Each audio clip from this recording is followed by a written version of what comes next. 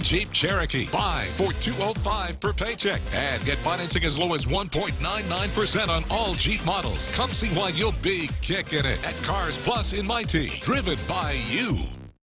Puerto Rico's Justice Secretary Wanda Vasquez was supposed to replace Governor Ricardo Rossello when he resigns this Friday. But on Twitter this afternoon, she said she just informed the governor she does not want the job and he needs to find somebody else. Vasquez also accused of corruption.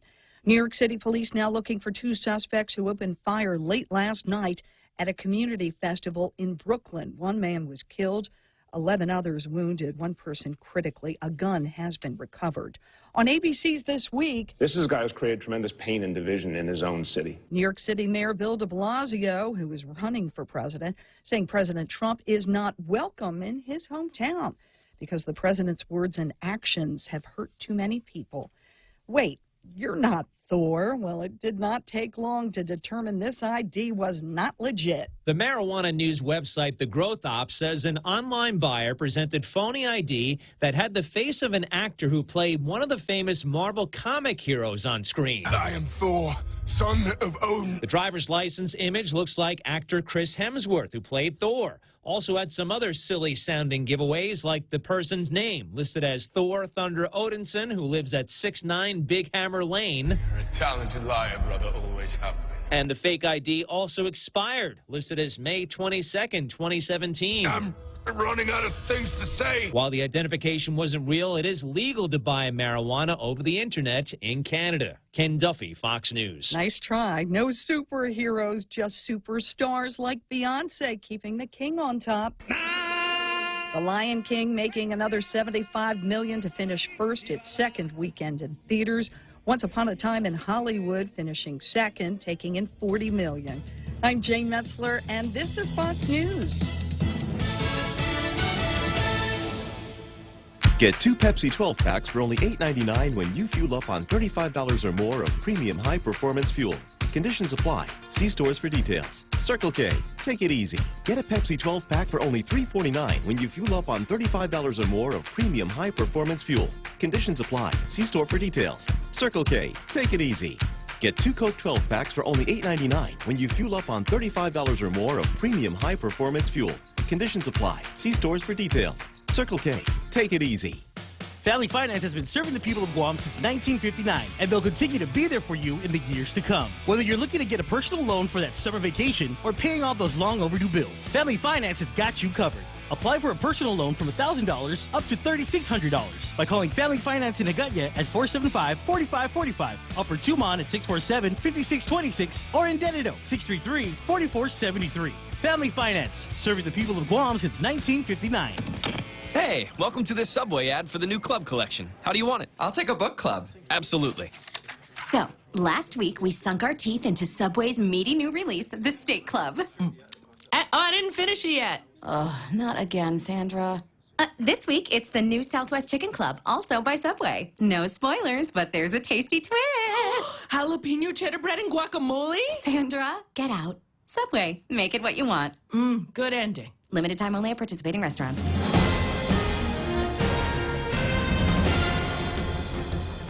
Half a day and good morning, Guam. News time here at The Point is 7 minutes past 6 a.m. this Monday morning. I'm Kevin Kerrigan. Here's a look now at some of the top stories from the Guam Daily Post. A shooting reported last night in Jigo on Chalantunfred Cabeza Street. According to the Guam Fire Department, an unidentified man in his 30s was transported to Guam Regional Medical City. Medics conducted CPR en route. The condition of the man is not known at this time. GPD's Criminal Investigation Division has been activated to investigate, but no details of the shooting have been released by police yet.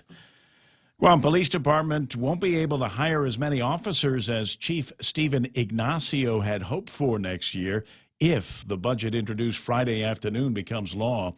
Bill 184-35 is the legislature's version of a 2020 spending bill. The governor's office submitted its proposed budget earlier this year.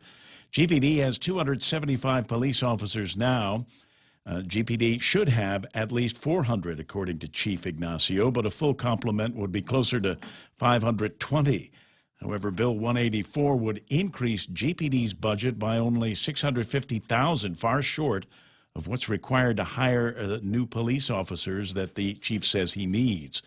By contrast, the governor's spending proposal would increase GPD's budget by $3.6 million. In all, the legislature's spending package would reduce overall public safety spending at GPD, the Department of Corrections, Guam Fire, and the Department of Youth Affairs by $2 million compared with the current fiscal year. We'll have more news after this.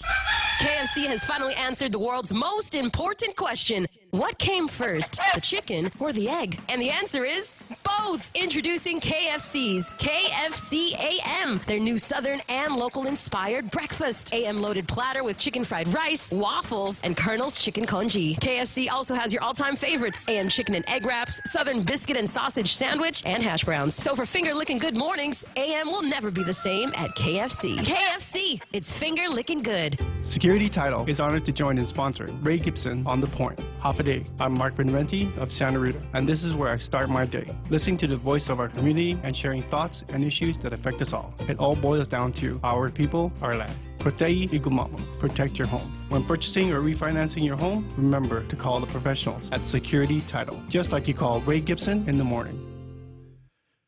10 minutes past 6 a.m. here at The Point. The dumping of water into a storm drain at the airport from drums previously filled with a fire suppressant foam was unfortunate, according to Paul Packbeyer, president of PCR Environmental, a company hired by the airport to look into the incident. The foam contained a AFFF, a PFAS chemical that is the subject of a multi-jurisdictional water contamination lawsuit, which Guam has recently joined. Packbeyer testified at an informational briefing at the legislature last Thursday before Senator Sabina Perez's Environment Committee. Packbeyer said water was stored in the drum, which was being used as a target for firefighters training on using the fire hoses attached to fire trucks. It was mostly water stored from inside the drum, he said, and there was minimal residual foam product left inside. Unfortunately, he said, it appears it had some AFFF remnants in it, but it was not a huge risk, said Packbeyer. The Guam-based Island Knights of Helicopter Sea Combat Squadron 25 airlifted an injured man off a 32-foot sailboat west of Guam last week. The man broke his wrist during a severe thunderstorm a week ago Sunday. He was able to use his satellite phone to contact Coast Guard Sector Guam, which then called on the HSC-25 search and rescue team. A four-man team led by Commander Lieutenant Nathan Gordon flew 100 nautical miles out into the Philippine Sea, found the vessel, and hoisted the injured sailor to safety. The sailor was taken to Guam Memorial Hospital for treatment. It was the 16th emergency call for the HSC-25 team this year, and it marks the 14th rescue recovery. For these stories and more, log on to postguam.com or pick up a copy of today's Guam Daily Post. Ray and Mike now with a look at our weather. The forecast for today, Kevin, calls for partly sunny skies from the Point's Weather Center here. Isolated showers and thunderstorms are possible today. Possible island effect thunderstorms this afternoon. Those are the ones with the big loud thunder that you hear. It just comes down with not a boom but a crack. Yeah, and the really heavy rain. Yeah, the big raindrops the size of $50. It's something else. Anyway, light and variable winds. We've got highs around 88 degrees and overnight lows should be about 78 degrees. Sunset tonight at 6:49. Sunrise this morning was about 6:05. Actually, about 10 minutes after they started mowing the yard over at DPW. Why are they doing that before 8 o'clock in the morning? I wonder. Straight pay? Not for these guys. 6:11 in the morning, and that's what we've got for you on the daily forecast. Michael Knight's going to take a look at the weather radar and tell you what the near-term forecast is going to be like. Yeah, the biggest switch in today's forecast will be very much similar to what we had yesterday, but different because the showers now will be originating from the west and moving over to the east side. So all of the sides of the island that did not get rain yesterday, you're going to make up for it this afternoon, most likely. Real weak westerly flow. We can see on the on the radar here that there's just not a whole lot of wind pushing these showers along. They're moving along very, very slowly. Looks like we've got a little bit more of a northwesterly wind component here, but again, that's that's going to allow the showers to form over the highlands and the central parts of the island and then get pushed over to the east and southeast. So that's what we can expect. No large-scale weather systems in our area, really. That we're basically dealing with a very weak monsoon trough. It's a large one, but it's pushed to the north of here. That's why when you get the counterclockwise circulation along a stretch, like a line there, then we're getting these westerly and west-northwesterly winds. This will stick around probably for the next couple of days, so we can expect more of this for about that much. Gotcha. Yeah. All right, so if you like the weather yesterday, about the same thing today is coming and going, and there might be some thunderstorms out there just coming in from a different direction. Yeah, and frankly, if you live on the west side, it'll be a grill mark day. You know what? They're that close yesterday to grill marks. Yeah, it really that was, close. yeah. I mean, it was. I got down to the beach and watched that big mass of clouds go south of where I was on that particular beach in Tumon. So I was delighted with that, and looked at the radar and said, "There's nothing coming after this." But a lot of high altitude clouds. That's the thing. Yeah. We're keeping us away from the grill mark section. Don't know, but enough for some people that I know to be able to get a couple of shades darker. 6:13 in the morning. That's news and weather together. Brought to you by Bank Pacific, banking on the Pacific for 65 years.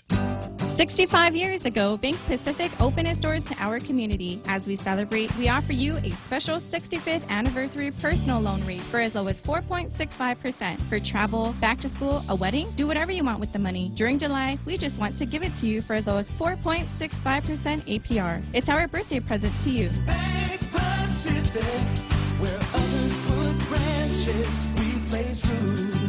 Equal opportunity lender, member FDIC, conditions apply. Just a few more days worth of the Summer of Jeep going on at Cars Plus. The sale ends in just a couple of days, July 31st. So this could be your last chance to get your hands around the steering wheel of a brand new Jeep Wrangler, or the Compass, or the Cherokee, or the Grand Cherokee, and enjoy that 1.99% APR. That's at Cars Plus. Portions of the program today also being brought to you by guys over at Ruby Tuesdays. Best starters, lunches, and dinners priced to please on a brand new Ruby Tuesdays favorites menu. Dips and wings, burgers and tacos, steaks and salmon. And they do a unique thing. They've actually put some kind of toppers on those. For details, check out Ruby Tuesdays Guam. Portions of the broadcast also made possible by American President Lines, APL. It's a global presence with a local home, and the guys over at Micronesia Renewable Energy now selling batteries along with those solar systems. What good is that? Well, that means when it's nighttime or when GPA takes a dump, you probably won't even notice. The system will just keep the lights on for you.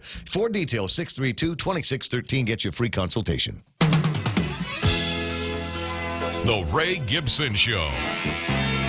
Morning talk that matters. Call now, 888-TALK. That's 888-8255.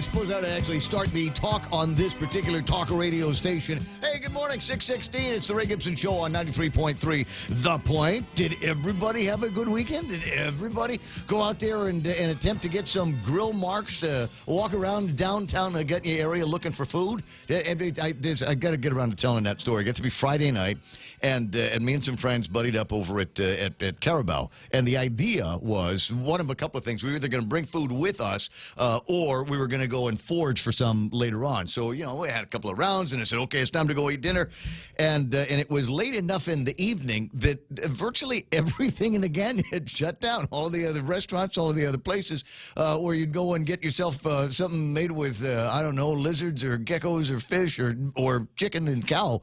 Most of those things managed to shut down. But it's just kind of nice to wander around the downtown area and look, forage, as I say, for the food. That was fun. That was exciting. Got an attempt at grill marks yesterday, and a few other things that are together in the head and rolling around thinking, yeah, this is a good time. But anyway, let me get started by saying welcome aboard. I got Michael Knight in the studios, or Duke Sky Talker, as the case may be. Sometimes he's the producer of the show, is Michael, and when he's doing our weather from the Points Weather Center, he is Duke Sky Talker. And I'm sure that you had a good time trying to analyze in real time the weather that we were getting. Yeah, yesterday was pretty busy, actually, because when these thunderstorms that blew up down in the south came through, that kind of marked a point where the wind transitioned. So as soon as those showers moved off to the north and kind of dissipated, suddenly the westerly wind flow started, and then we started seeing these showers coming in from the west, and it was like, wow, it just completely changed at that point. So yeah, it was a little busy trying to keep up with things. But I tell you what I was looking for yesterday, and it occurred to me that I probably should have checked on Friday, was those box jellyfish. Yeah. Do any reports? I haven't heard any reports of anybody getting stung by those things. I haven't either. I guess everybody took. But I'm wondering if I was wondering if it was on my side of the island. I was down in Tumon yesterday, and I didn't see any. You know what I did see a lot of? And I guess testimony around here to the change in the seasons is there's a marked amount of algae in the water. Yeah, there's a lot of algae in the water these days. And it also occurred to me as I was sitting in the waters off Tumon that it was warm bathtub temperature water, and I thought this is great. And then I remembered maybe not. Is this why the corals are getting all bleached? That is a national story. The topic of bleaching corals here on Guam has gone national. I'll read you that in just a little bit. Speaking of news, Kevin Kerrigan from the Guam Daily Post in the studio with me, and delighted to announce to you this morning and to welcome aboard as sponsors of our 7:30 newscast, GPSI Guam, a professional services company, a registered contractor for the federal government. Also brought to you by Lolita Kamet of Remax Diamond Realty. So if you're going to buy and sell a house or do something like that, need an apartment, know somebody's coming in, need some place to stay, Auntie Loli is available all the time. 688-6743 is the telephone number there. Anyway, good morning, Kevin. How you doing? Hey, good. Did you not bad. Did you get any grill marks over the weekend? Oh, boy. Sunburn all over. Can't you tell? I can. I thought that was rosacea. What do I know about that? Anyway, so a ton of stuff and some interesting stories in and around the neighborhood. One of them, I think it came out Saturday, which would have been our Friday, is a new ruling from the Supreme Court of the United States. You see this, where they said that Trump can take $2.5 billion from the Department of Defense and use that to build the wall. Did you see where they made that decision? I did not. Well, they did, and the interesting question that I've got in fact, I've asked already this morning, Catherine Cruz Norton, is how much of that $2.5 billion from the Pentagon budget is coming from Guam projects? You recall that was a question a few months ago when he first pondered the idea of building the wall with Pentagon dough, and everybody said, "Well, it's a great idea. Go and build the wall and keep that unwashed public from washing through the southern countries all the way up into the borders of the United States. Go ahead, build the wall, Trump, but you're going to have to figure out where you're going to get the money." And he said, "I'll get the money from the Department of Defense."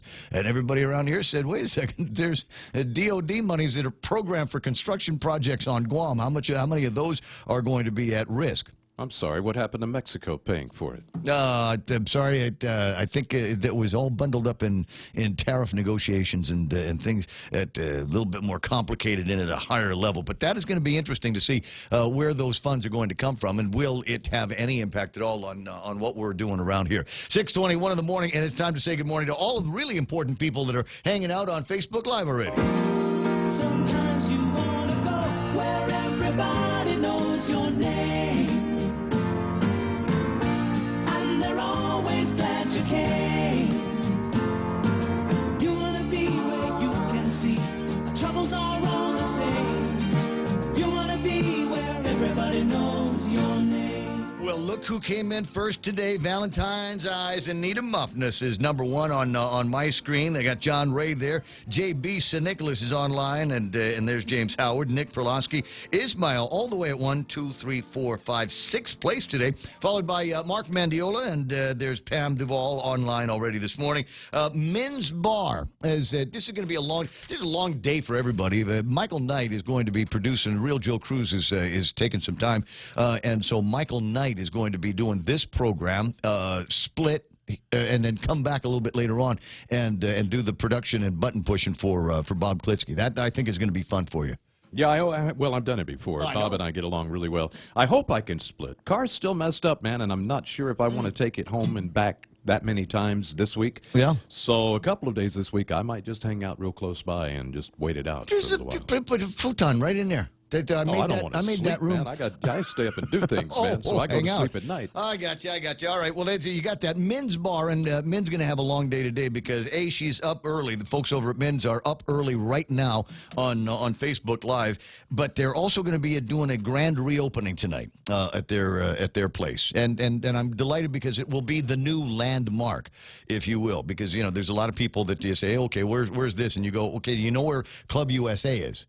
So, and maybe we shouldn't ought to use strip joints as, as our beacons and our waypoint finders, right? So you say, now it's Men's Bar. And if you know where Club USA is, now you know where the new Men's Bar is. So great to have you online this morning. Simon Sanchez from the Consolidated Commission on Utilities is also hanging out. James Howard, and what have we got? Who else is doing some talking around here? Marquez McManus. Love the icon this morning. That's very, very nice. And reminiscent of the raid on Area 51. Oh, and when you move it, the balloon goes up and down. Oh, somebody at the legislature is going to get their knickers in a notch over that. Good morning, Charlene, Marcia So, Lynn Vince Borja, Frankie Gutierrez, Gina Cono. I got Jose Martinez and John Ray Titano. They'll just find a text for it. Then we'll tax them. That's what we'll do. I got Sandra De Leon Guerrero saying happy blessed Monday. Yeah, absolutely. Greg Carabruck is online this morning. I see Smug and Jeff Pleadwell. Cousin Troy is online saying good morning. What are you? How are you catching the show today, Cousin Troy? Are you out working out in Tumon? You walking around with your phone on, listening or watching the broadcast? It become a frequent feature now of the Tumon area. Big Cousin Troy walking around getting his exercise in. Pat and Norma Jean Flores is there, and who else is there? Haven Torres, love that name. Real Joe Cruz is online this morning. Troy says show shared to groups. Oh, okay, that's nice. You didn't find the turtle? No, I didn't. I didn't find any sea turtle that I could barbecue with using the trees of the the branches of the Nelsoni. I'm sorry, it didn't look that hard either. Marcus Mismana says, Buenos Troy and the Candid Group, you folks busted some people at the governor's office the other day. I heard that too. Ask, as Mark Twain once observed, no man's life, liberty, or property is safe while the legislature is in session. Hang on. Tell the others is the point that I want to be making these days, and I'll elaborate on that in a little bit. Rita Camacho Hugo's there, Jamie Schmidt, Rick Leone, Rich, Fran, Tenorio, Kitsutu is there. Dennis Bensour bidding me a fond farewell. Going to be back in 20 days. Actually, I saw the picture in Facebook of you and Justin hanging out over at the airport. Never early. And I'll never be the guy that says you shouldn't be having cocktails at 5 o'clock in the morning at the Guam International Airport. As far as I'm concerned, once you are in the airport, once you are past TSA, you are now in international waters and outside of the usual parameters of dates and times and all of that kind of thing.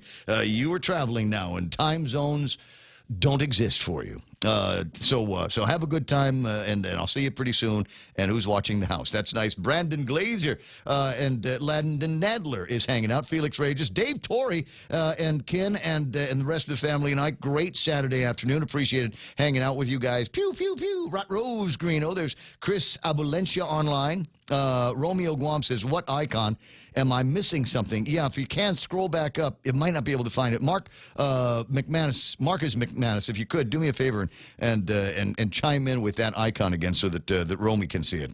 Who else is there? James, I scooched up a little bit too high, and now I got to find myself. Nate Horn, Patty Babauta, Portoto Hernandez is there. Joan Uggan Charfers, Zena Marie Tenorio. Call.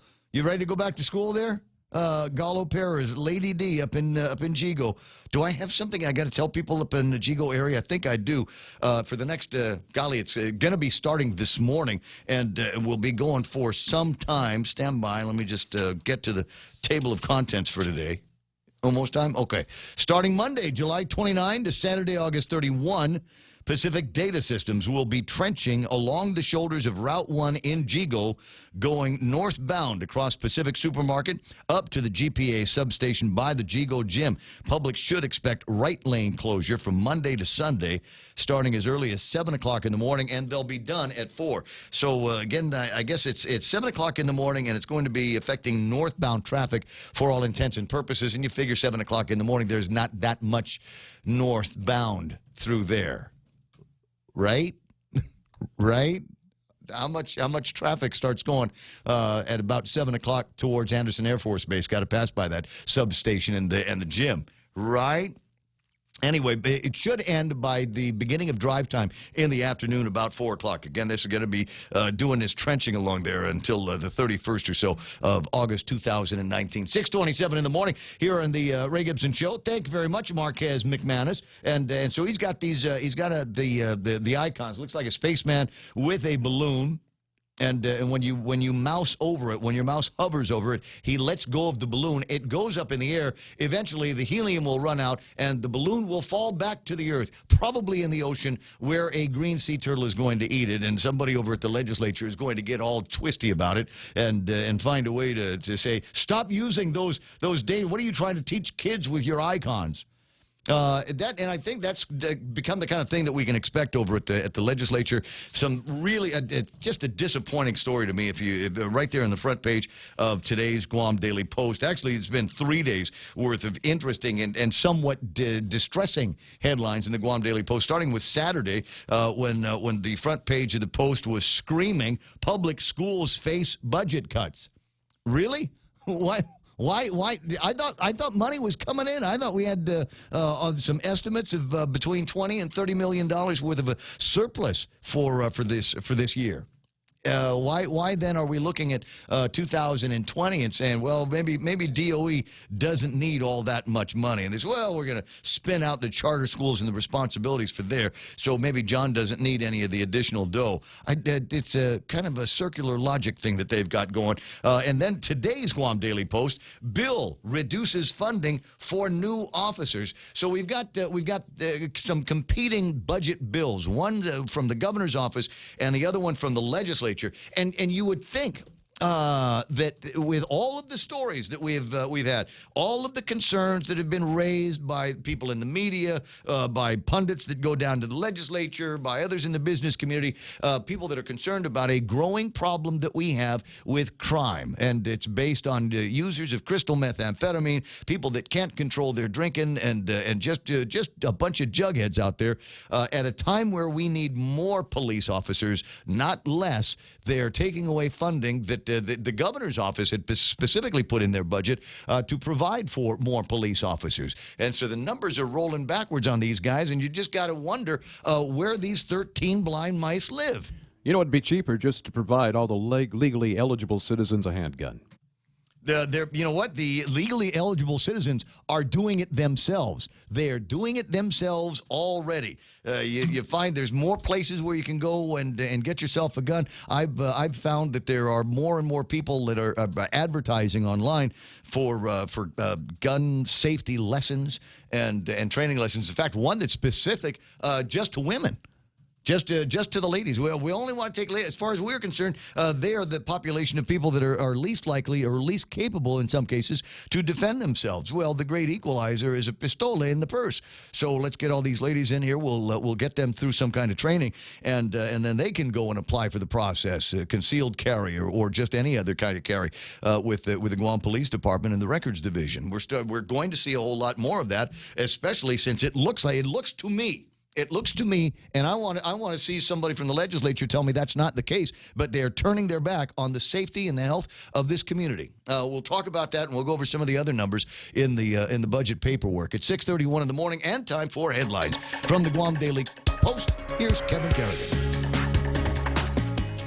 Half a day and good morning, Guam. And the headlines from the Guam Daily Post this morning: the director of the Bureau of Budget and Management Research said an audit of general fund expenditures shows that the government of Guam spent $31.2 million less during the 2018 fiscal year than the year before. We basically went on a diet in 2018, said BBMR Director Lester Carlson.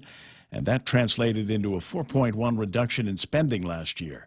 Carlson said that was a direct result of the spending cuts ordered during the last administration. We did what we needed to do in 2018, Carlson said, when the Trump tax cuts caused a shortfall of over $100 million in revenues for GovGuam.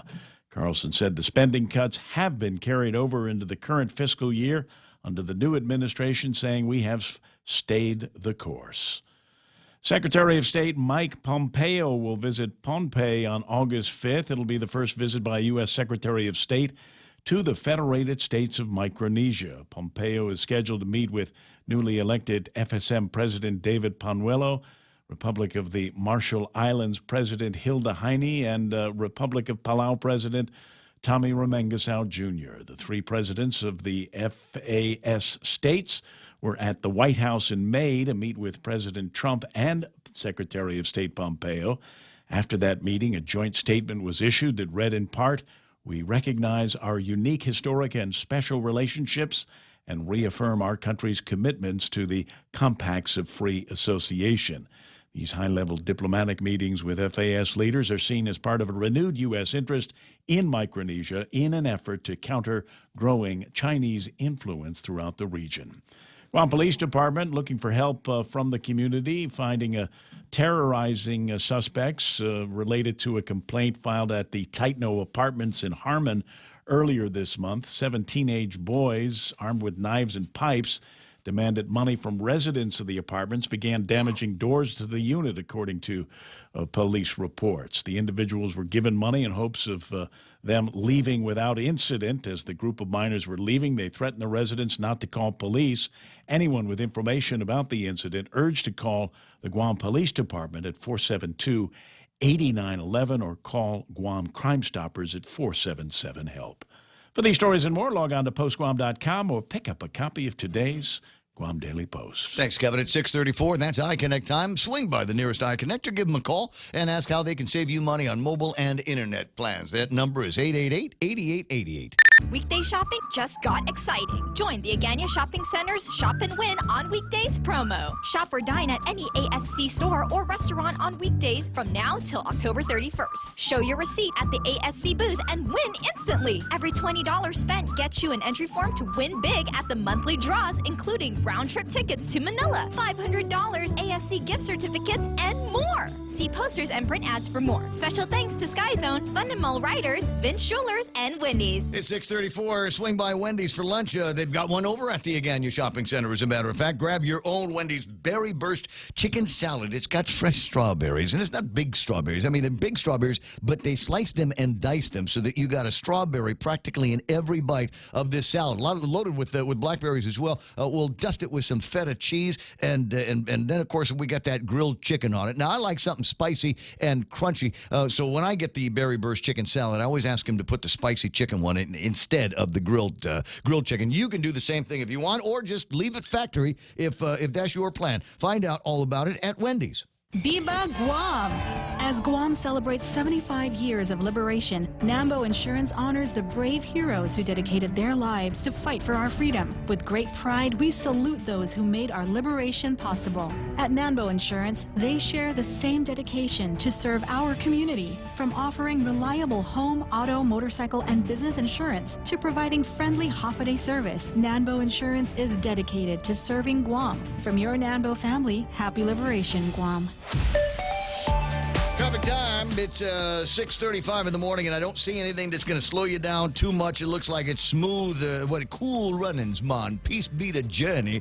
Just about everywhere that you're going to hit. North-southbound, Marine Corps Drive from Jigo all the way into Dededo, running clear right now. A little bit of traffic around the Estumbo area. Maybe something lingering over at southbound over by the Fatima Mobile on the way into the Harmon Loop Road. Marine Corps Drive looking all right. A little bit of slowing down on southbound traffic past the intersection at Santos Hill leading down to Weston.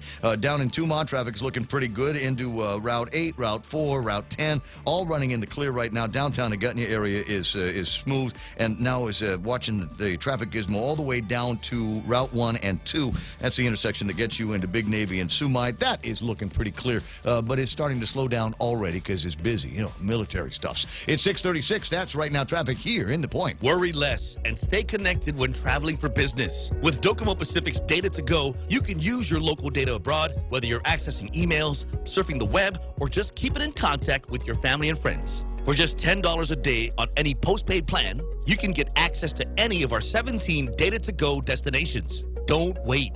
Call 688-2677 or email businesssales@DocomoPacific.com to make sure your account is Data to Go ready. You plus Docomo Pacific, better together. The Coconut Wireless is back. The Ray Gibson Show. Call now, 888-TALK. That's 888-8255.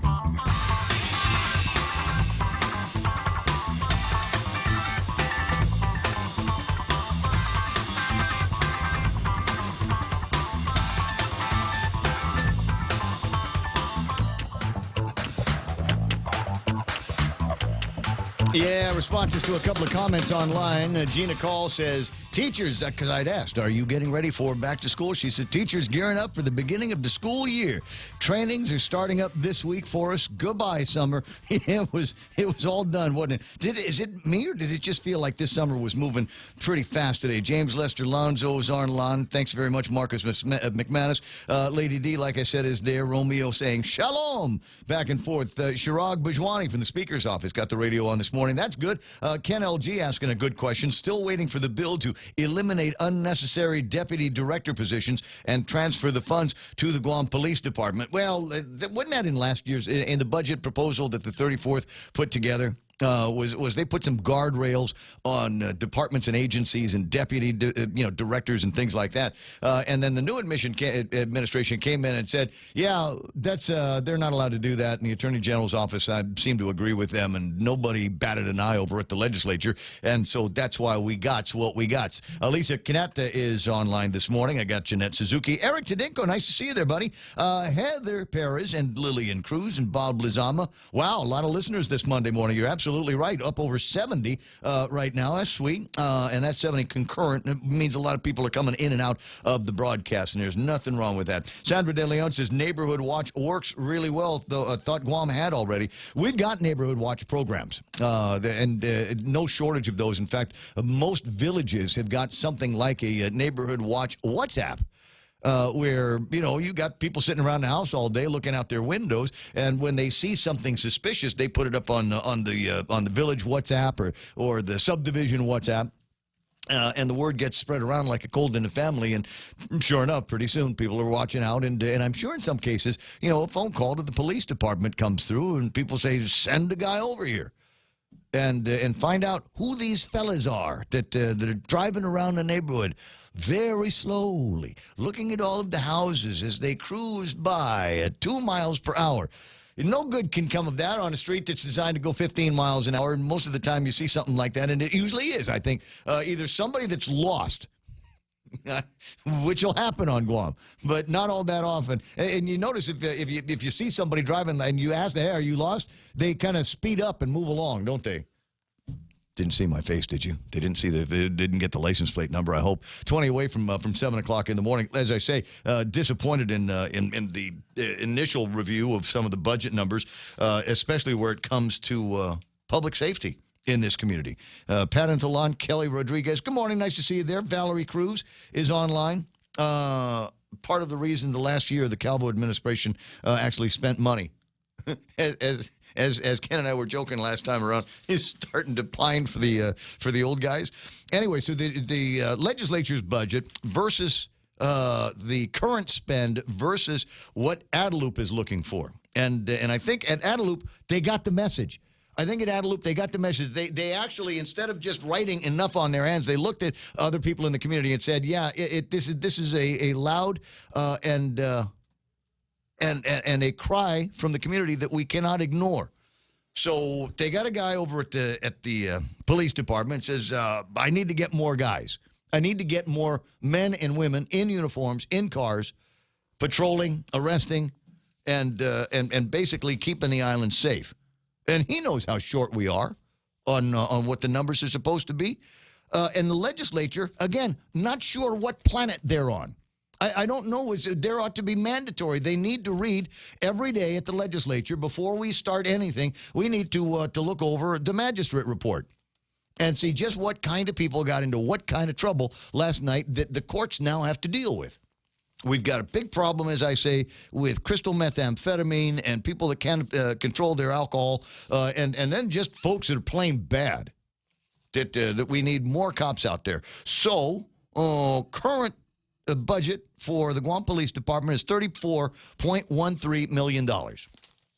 The proposed budget from Adelup, like I said, where they get it, is $37.8 million. And the bulk of the additional money that would be going to the Guam Police Department would be to support additional hires, men, women, equipment, technology that we can use to get out there and fight crime. Strap on a gun and a badge and be a lawman. And the legislature says, no, they don't need all that money over there. So the legislature has offered to increase their budget from $34.13 million to $34.78 million because as far as the legislature is concerned, the only problems that we have on Guam are balloons and that damn tree at the firing range. That's as far as they're concerned, that is the extent of all of the problems that we've got on Guam. And so I'm terribly disappointed to hear that they don't seem to eat at the same side of the table as the rest of us. So you can, if you want, 888-255-888-TALK, and let me know what you think about all of that. In the meantime, there's something interesting that I run across in here as well, and it has to do with some additional possible savings, I want to say, in the cost of getting fuel onto the island for the Guam Power Authority. Simon Sanchez on the line from the Consolidated Commission on Utilities. Good morning, Si. How you doing? I'm good, Ray. Nice weekend, and now we go back to work. Right? Yep.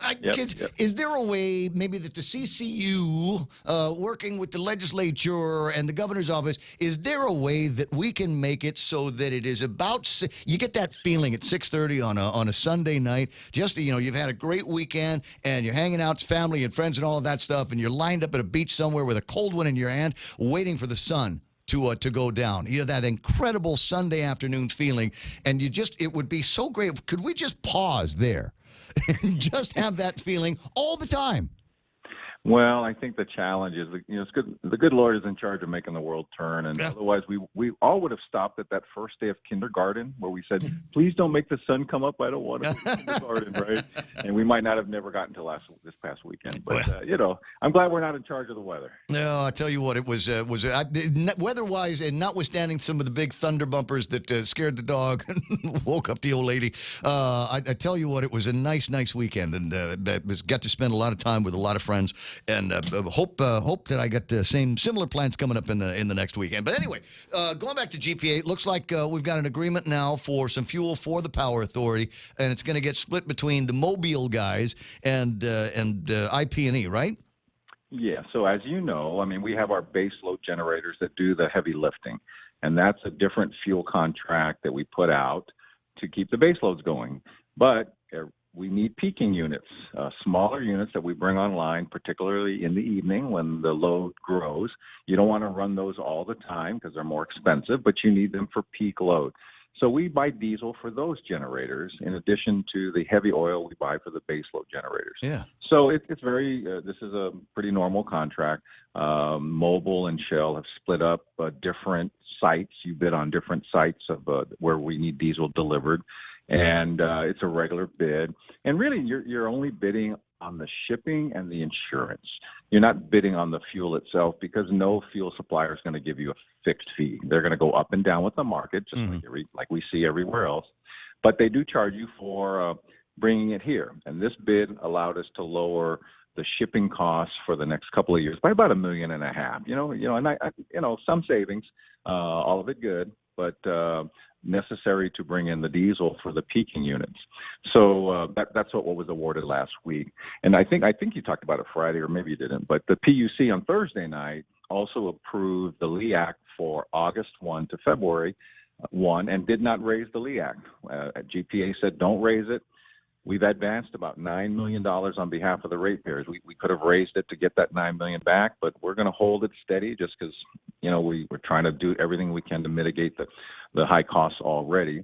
So the PUC is going to hold the fuel costs till February, which means the fuel rate for your power bill has not and will not go up from May of 2018 to February of 2020. So that's about 18 months. And so every now and then, when you see those stories on, oh, the gas station prices went up or the gas station prices went down, gas stations can bump their prices. They don't do it twice a year. They do it as often as they think they have to when the market goes up and down. I was reading an article from last week that said basically that the fuel prices of this year for our gas stations have gone up, and now they're creeping back down, and now they're back up, but they're still basically higher than they were last December. GPA would never want to price your power bill like that, where it goes up 3 times 1 month, down 2 times. It's just, your meter's only read once a month anyway. And so we spread it out over 6-month increments, but basically we've been able to hold the price of fuel for our ratepayers for over a year plus now, and we'll hold it till next February.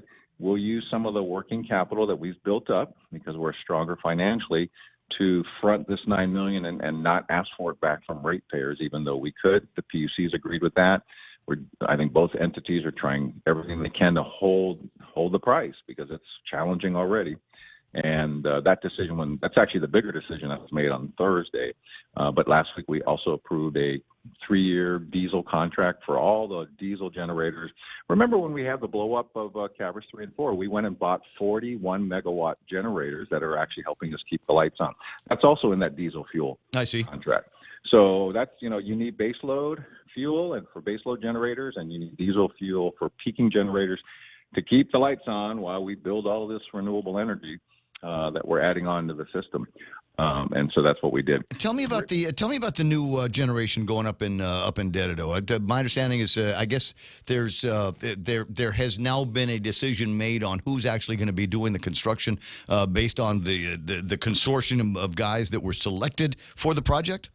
Yeah. So KEPCO, which is the large state-run power company of the Korean government, which sells 3 or 4 gig of energy around the world. They're in Israel, they're in South America. Now they won one of the solar contracts that are really going to benefit us, and now they've won the contract for the power plant. Now, they were the best bidder. There was a protest. The protest was denied, and last Tuesday, I think, was the deadline for the protester, the second-ranked bidder, to file a protest with the public auditor. That did not happen. Therefore, so now the Guam Power Authority can now negotiate directly with KEPCO. You still, the devil could be in the details. You still have to negotiate a contract, but they have been determined by management to be the leading bidder.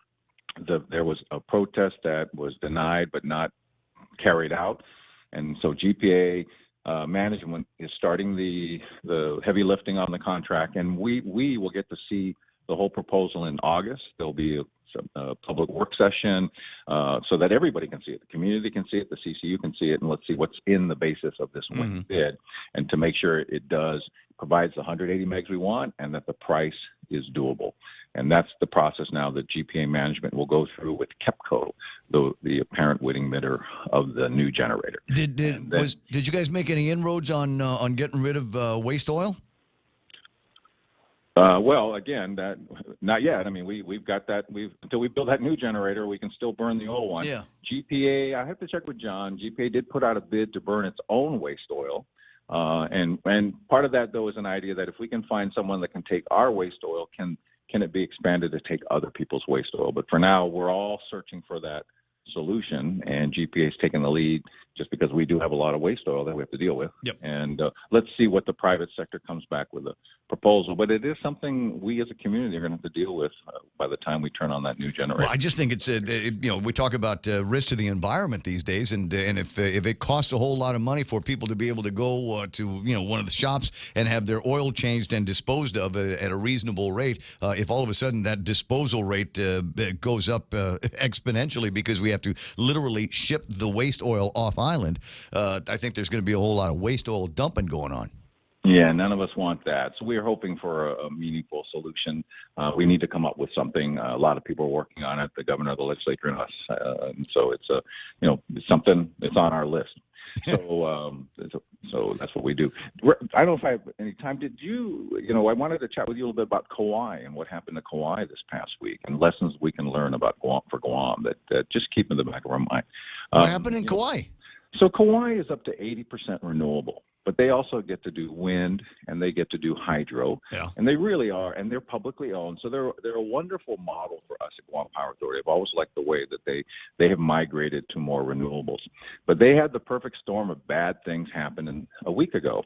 They had heavy cloud cover, which diminished their solar capacity. For whatever reason, their hydro wasn't doing that much, and neither was their wind, I guess, because of the weather.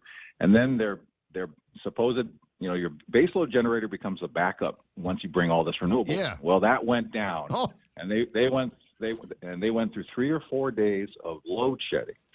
And what it reminded me of is as you migrate to putting more and more renewables on your system, there's always, especially for island systems that aren't connected to any other grid, there's always been this concern about you better keep some base load underneath it, which is what we're doing with this new generator, to keep the lights on when Mother Nature takes over. For whatever reason, they couldn't make as much solar energy as they wanted to, and then they couldn't charge the batteries that are supposed to help you with the solar energy because there was not enough sun to recharge them, and they had 4 or 5 days of rolling outages. So you still want to go towards renewable energy as aggressively as you can, but you have to keep in the back of your mind, particularly for island systems that we have no other extension cord, this issue of how much conventional energy do you keep available while you're moving towards renewable energy. And it was a valuable lesson learned to say, hey, even when you're up to 80%, everyone says, let's go renewable. Let's be up there at 80%. When Mother Nature takes over and you have the perfect storm of no hydro, no wind, and no solar, you risk having the system go through what Kauai did. So, how much of their system size is guys with like a MRE system or one of Hagen's systems on their roof? Maybe to be able to provide some kind of decentralized feed into the grid. Do they have any significant numbers on that would help? Yeah, they have very significant numbers. But what happens when the sun doesn't let all those thousands of homeowners charge their system, or then they wear out their battery and they can't get recharged? Those people started looking to the main grid saying, hey, can you be my backup? And the grid went down because the main generators went down. So that's the thing we're always going to have to keep in the mind. It's not a either-or proposition. You need to blend the migration towards renewables with the maintaining conventional energy until you can get that 100% reliability. And even the best communities making the most progress can have the challenges that Kauai had. And I look at Kauai because they're an island. People tend to compare some of the renewable policy out here to the mainland, and the mainland have integrated systems. You can get wind from Oklahoma sold to you in California. Sure. You can't do that on Guam, right? So as we move towards more and more renewable penetration, we have to keep thoughts about, what would happen if a typhoon went through Dundun and knocked out 25 megawatts of your solar, or we're building these 260 megawatt solar farms. What happens if a Mother Nature walks in one storm and says, I'm sorry, I'm taking 60 megs off grid because that's where the typhoon went through? You better have 60 megs worth of traditional power generation standing by. How do you? Yeah, but that's expensive to keep around. Yeah, right? You have to think about that. It's not. That's where I think some of the dialogue gets lost a little bit. It's not either or. It's a migration, and while you're migrating, you better keep in mind the fact that until the technology is more perfect, you could run into a situation where Kauai, went through 5-7 days of rolling power outages. I think it was every 3 hours you were out for 30 minutes. So no fun. We've been in that movie. We're still going to do renewables. We're still going to build this new generator that will allow us to add more renewables and burn less fuel. That migration will continue. But in the back of our minds, I always worry about how much reliability and redundancy should you sustain as you move to renewable energy. That it's interesting. It's important that we keep those two concepts together and not just say, let's all go all in and find out, when you're all in and it fails, you have no backup. Got no backup, yep. All right, got you. 6:56 in the morning. So always a delight talking with you. Always learn something. And the two things I take away from here is A, keep an eye on Kauai, and B, thanks very much to the Consolidated Commission on Utilities taking the advice of the Guam Power Authority and not going to see an increase in the LEAC until the next time we look at it. And possibly, and maybe even then we won't need to. But at some point, don't we have to true up on that $9 million that, quote, the authority has advanced the ratepayers? Yes, we do. And the way that I think will happen is if oil would ever start falling again, then maybe we don't lower the LEAC for a period to get that money back. But for now, it's a number we can handle. We need, it's a compromise with our community and our ratepayers to try to keep that rate fixed. And the PUC agreed. I think they're looking at it in the same way we are. Is we can afford some advance, and that's what we're going to do for another 6 months. All right. Well, I'm going to let you get to work. I'll talk to you pretty soon. Thanks, Ray. Have a great week. I certainly will. It's at 6:57 now in the program. 888-8255. 888-8255 is the way that you get a hold of me here at this radio station. You can also WhatsApp 988-5874 is the WhatsApp deal. And I got this from an alert listener. Guam finally capsizes. Had you seen this on the internet? The Dateline, the Pacific Ocean. After years of warnings from Congress, the island of Guam has finally capsized. According to several Department of Defense officials familiar with the matter, satellite imagery confirmed that the island disappeared into the Pacific Ocean Thursday morning. There were no survivors. Fake news. Senior defense officials say the island's inversion was the result of poor management by the Navy and Air Force. What happened this week was that the Air Force aircraft that are usually on the north side of the island were on a training mission, said a senior Navy civilian speaking on condition of anonymity because he still didn't believe this had actually happened. At the same time, a destroyer squadron docked at the naval base on the south side of the island. That unbalanced the whole thing, and it just sort of tipped over and sank. The armed forces typically carefully manage the balance of Pacific islands in order to prevent them from capsizing. In 1943, Tarawa nearly inverted during a furious battle between U.S. and Japanese soldiers there after the Japanese retreated too quickly to one shore. The two sides negotiated a brief truce and agreed to stack all the coconuts they could find on a beach opposite the last-ditch Japanese position in order to make the atoll more stable. Representative Hank Johnson, who had long expressed concerns that DOD activity on Guam could put the geological stability of the island at risk, told reporters he was furious. No one had paid attention to his warning. The story's silly, but what's even worse is there are people that read it and actually probably believe it. Our hearts go out to the Guamese. Guamians, Guamoans, whatever, the Guamericans and the military personnel now lost. But make no mistake, the Department of Defense's reckless mismanagement of the island's weight and balance caused this tragic disaster. U.S. competitors have taken note of the tragic event as well. In an editorial in the Chinese Global Times, People's Liberation Army Colonel Wang Changsui stated that China's artificial islands in the South China Seas must be careful to avoid the fate of Guam. Whatever the Americans claim happened, all we know for certain is they have demonstrated the capacity to use balanced warfare to upend an entire island. This capability will likely be used in the future against Chinese island territories. We must not allow anyone to overturn our sovereignty. Duffel Blog is the name of the website that crazy story comes from. Sharing it with you just for fun. It's the Ray Gibson Show on 93.3 The Point. KUSG, I got you. Coming up, real news from Fox News on the other side of that. More real Guam news from Kevin Kerrigan in the Guam Daily Post. It's all happening right here. Don't touch that dial. This is a Fox News Alert. I'm Jane Metzler. His last day will be August 15th. President Trump announcing a short time ago in a tweet that Dan Coats, his director of national intelligence since March of 2017, is stepping down. The president thanking him for his service. The two never quite saw eye to eye when it came to the issue of Russia and the U.S. intelligence community. He's been a leading voice warning about ongoing efforts by Russia to interfere in U.S. elections and other cyber attacks.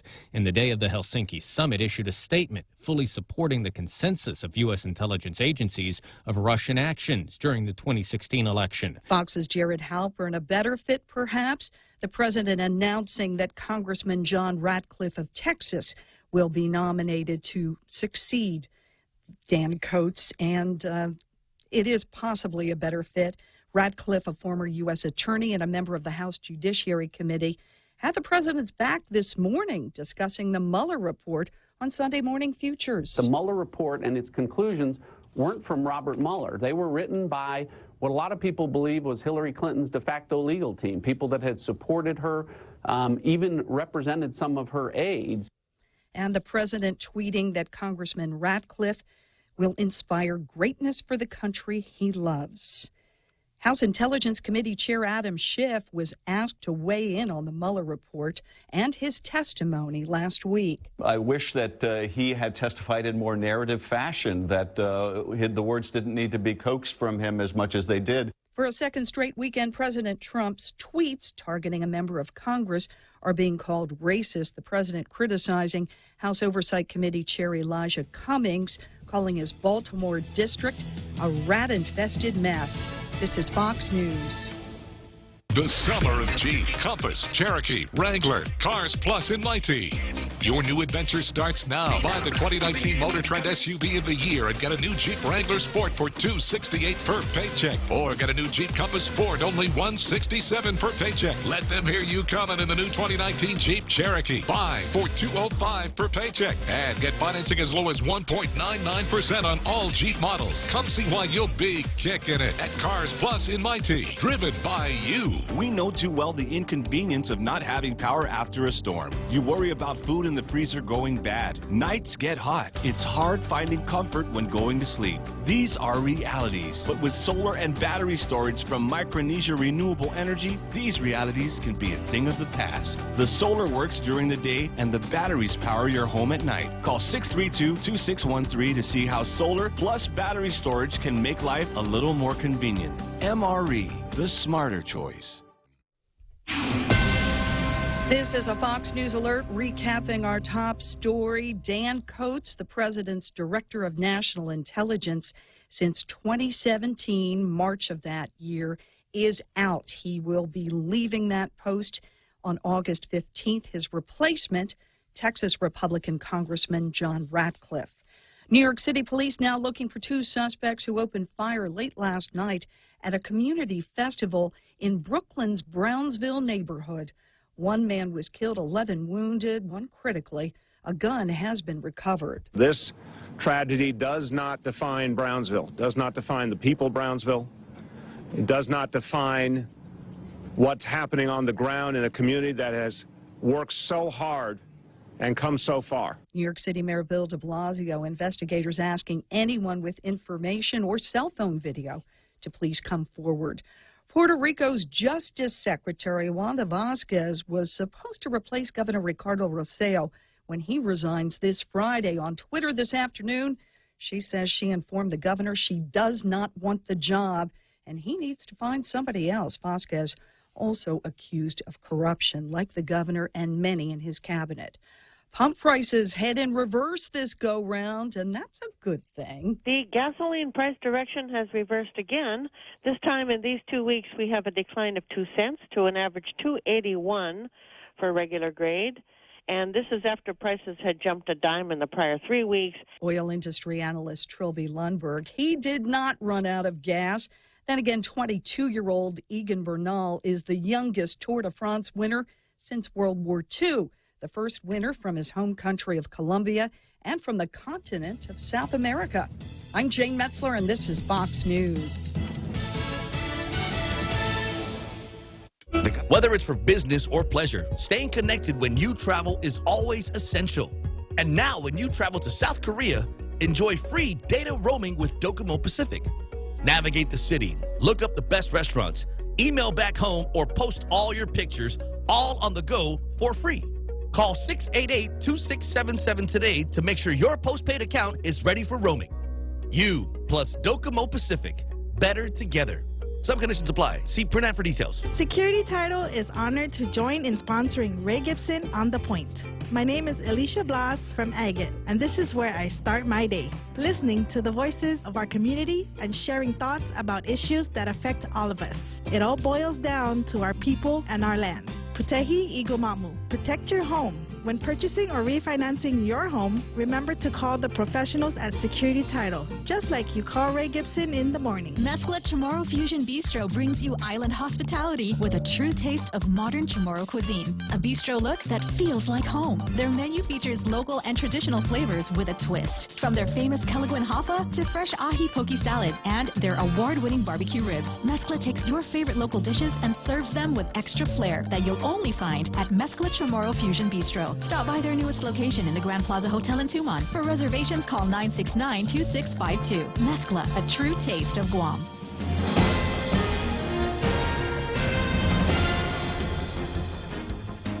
Half a day and good morning, Guam. News time here at The Point is 7 minutes past 7 a.m. this Monday morning. I'm Kevin Kerrigan. Here's a look now at some of the top stories from the Guam Daily Post. The U.S. Supreme Court Friday clearing the way for the Trump administration to use $2.5 billion in Department of Defense funds to construct parts of a wall along the Mexican border. The Supreme Court voted 5-4 along ideological lines to allow the funds to be used while the court appeal proceeds. In response this morning, Guam delegate Michael San Nicolas telling the Guam Daily Post that it is possible that decision from the Supreme Court may affect Guam projects that are among those listed. At this time, he said there is no clear indication, however, as to where the money will be coming from. In other news, the Guam Police Department won't be able to hire as many officers as Chief Stephen Ignacio had hoped for next year if the budget introduced Friday afternoon becomes law. Bill 184-35 is the legislature's version of a 2020 spending bill. The governor's office submitted its proposed budget earlier this year. GPD has 275 police officers now. He says the police department should have at least 400, but a full complement would be closer to 520 police officers. However, Bill 184 would increase GPD's budget by just $650,000, far short of what's needed to hire the new police officers the chief says the department requires. By contrast, the governor's spending bill would increase GPD's budget by about $3.6 million. Beyond public safety, the legislature's proposed budget bill would also cut Guam public school spending if the legislature's bill becomes law. Guam DOE asked for $343 million for fiscal year 2020. However, the budget proposed by the legislature gives the department just $199 million, excluding charter schools. Elsewhere, a shooting was reported last night in Jigo on Chalantun Fred Cabeza. According to the Guam Fire Department, an unidentified man in his 30s was transported to Guam Regional Medical City. Medics conducted CPR en route. The condition of the man is not known. GPD's Criminal Investigation Division has been activated. However, no details of the shooting have been released by police yet. We'll have more news after this. Let's go for a drive. Let's take a stroll. Let's gallivant. Let's go cruising. We all have different ways to describe how we get up and go in our cars. But whatever you may call it, you can do more of it when you save 6% off your fuel purchases at any Shell station when you use your eligible Bank of Guam Visa and MasterCard credit cards. So stop by any Guam or CNMI Shell station and start saving today. Visit bankofguam.com for more information. Terms and conditions apply. Bank of Guam, the People's Bank. Member FDIC. Hey, welcome to this Subway ad for the new club collection. How do you want it? I'll take a book club. Absolutely. So, last week we sunk our teeth into Subway's meaty new release, the Steak Club. I didn't finish it yet. Oh, not again, Sandra. This week, it's the new Southwest Chicken Club, also by Subway. No spoilers, but there's a tasty twist. Jalapeno cheddar bread and guacamole? Sandra, get out. Subway, make it what you want. Good ending. Limited time only at participating restaurants. News time here at The Point is 10 minutes past 7 a.m. The director of the Bureau of Budget and Management Resources said an audit of general fund expenditures shows that the government of Guam spent $31.2 million less during the 2018 fiscal year than the year before. We basically went on a diet in 2018, said BBMR Director Lester Carlson, and that's translated into a 4.1% reduction in spending last year. Carlson said that was a direct result of the spending cuts ordered during the last administration. We did what we needed to do in 2018, Carlson said, when the Trump tax cuts caused a shortfall of over $100 million in revenues for the government of Guam. We reduced expenditures, said Carlson. It's evident in the 2018 audit. Carlson said the spending cuts have been carried over into the current fiscal year under the new administration, saying, we have stayed the course. Secretary of State Mike Pompeo will visit Pohnpei on August 5th. It'll be the first visit by U.S. Secretary of State to the Federated States of Micronesia. Pompeo scheduled to meet with newly elected FSM President David Panuelo, Republic of the Marshall Islands President Hilda Heine, and Republic of Palau President Tommy Romengasau Jr., the three presidents of the FAS states, were at the White House in May to meet President Donald Trump and Secretary of State Pompeo. After that meeting, a joint statement was issued that read in part, "We recognize our unique historic and special relationships and reaffirm our country's commitments to the Compacts of Free Association." These high-level diplomatic meetings with FAS leaders are seen as part of a renewed U.S. interest in Micronesia in an effort to counter growing Chinese influence throughout the region. About 1,000 tax refund checks will be mailed out today, according to a press release from the Department of Administration last Friday. The checks represent $2.8 million in tax refunds. They'll cover error-free returns filed on or before February 12th. Taxpayers who owe money to GovGuam will have their refund checks garnished as usual. For these stories and more, log on to postguam.com or pick up a copy of today's Guam Daily Post. Ray and Mike now take a look at our weather. There is going to be weather today. I had it in my hands just a second ago. There it is. Found it. Got it. Partly sunny with isolated showers and thunderstorms possible. These island effect thunderstorms are possible for this afternoon, so keep an eye out for those and avoid being on top of very, very tall buildings when the lightning starts to strike around you. Light and variable winds are in the forecast. Daytime highs today about 88 degrees and overnight lows should be about 78 degrees. The sunset tonight, 6:49. Sunrise came up this morning about 6:05. Expected to do about the same thing tomorrow.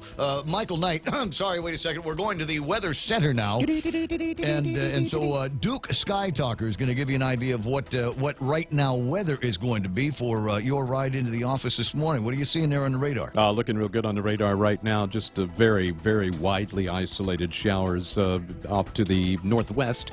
The biggest difference in the weather today is the direction that things will be coming from. The weather really will be much the same, and then sometime this afternoon around noontime, it'll start to heat up. These showers and thunderstorms will start to pop up, and instead of moving from southeast up to northwest, they will now be moving from northwest down to southeast. So all the areas along the southeast coast and along the east coast as well of Guam stand a chance of seeing some pretty significant thunderstorm activity later on today. Less so for the northern areas, just because there's less land for those storms to go over, but they could see something as well. But again, no major weather systems in our area right now. We're actually under the influence of a very weak, what they call a monsoon trough. The circulation of that trough is counterclockwise along an extended line, and we're on the south side of it, which means we're getting these weak westerly winds, and so that's just going to be the name of the game for us for at least the next couple of days as this system kind of washes itself out. And again, there's really nothing down the pipe. There's no invests, no suspect areas for development. This has been a very quiet typhoon season. We've been very happy about that, but everybody's kind of wondering, where are all the storms? Not me. Yeah, no, it's fun. Well, I mean, they're blowing up in other places. I mean, we've had some snotty weather that I'm aware of in the Philippines for several days now. They haven't had a whole lot of sunshine there. Yeah, it has nothing to do with tropical weather, though. It's just nothing coming from here that advances up there. No, nothing else. I mean, they had a weak tropical system that moved up into Japan late last week. Again, that didn't affect the Philippines. What is really affecting the Philippines are these constant intrusions of continental air coming down from Asia that would normally have stopped back in May or June. But it keeps happening, and this is all what happens during an El Nino year. The weather just gets weird, and things happen that don't normally happen. Yeah, well, at least the island didn't tip over. 7:14, 7:15 in the morning now. That's news and weather together right here on The Point. Weekday shopping just got exciting. Join the Agania Shopping Center's Shop and Win on Weekdays promo. Shop or dine at any ASC store or restaurant on weekdays from now till October 31st. Show your receipt at the ASC booth and win instantly. Every $20 spent gets you an entry form to win big at the monthly draws, including round-trip tickets to Manila, $500 ASC gift certificates, and more. See posters and print ads for more. Special thanks to Sky Zone, Fundamental Writers, Vince Jewelers, and Wendy's. Portions of the Ray Gibson Show on 93.3 The Point, brought to you by my friends over at all kinds of places. We'll start with Ruby Tuesdays because tomorrow is going to be Tuesday, and they want to invite you down for an all-day happy hour. Today you can go by between 4 and 6. You can get select draft beers, wines, and sangrias, or the RT Tipsy Palmer or the Ruby Relaxers, like $5 or less. $5 appetizers as well. Check them out for happy hour at Ruby Tuesdays. Tonight, it's the Summer of Jeep over at Cars Plus. Sale ends at the middle middle of the week here on July the 31st. So it could be your last chance to get a great price on a Jeep Wrangler, a Compass, a Cherokee, or a Grand Cherokee. Your good credit rating could get you 1.99% APR at Cars Plus as they continue the celebration of the Summer of Jeep. American President lines, global presence with a local home, and solar with battery storage now available to homeowners here on Guam through Micronesia Renewable Energy. Call them at 632-2613, and somebody will come by with a free consultation in your house. News to fill your mind. Talk to get it out. The Ray Gibson Show.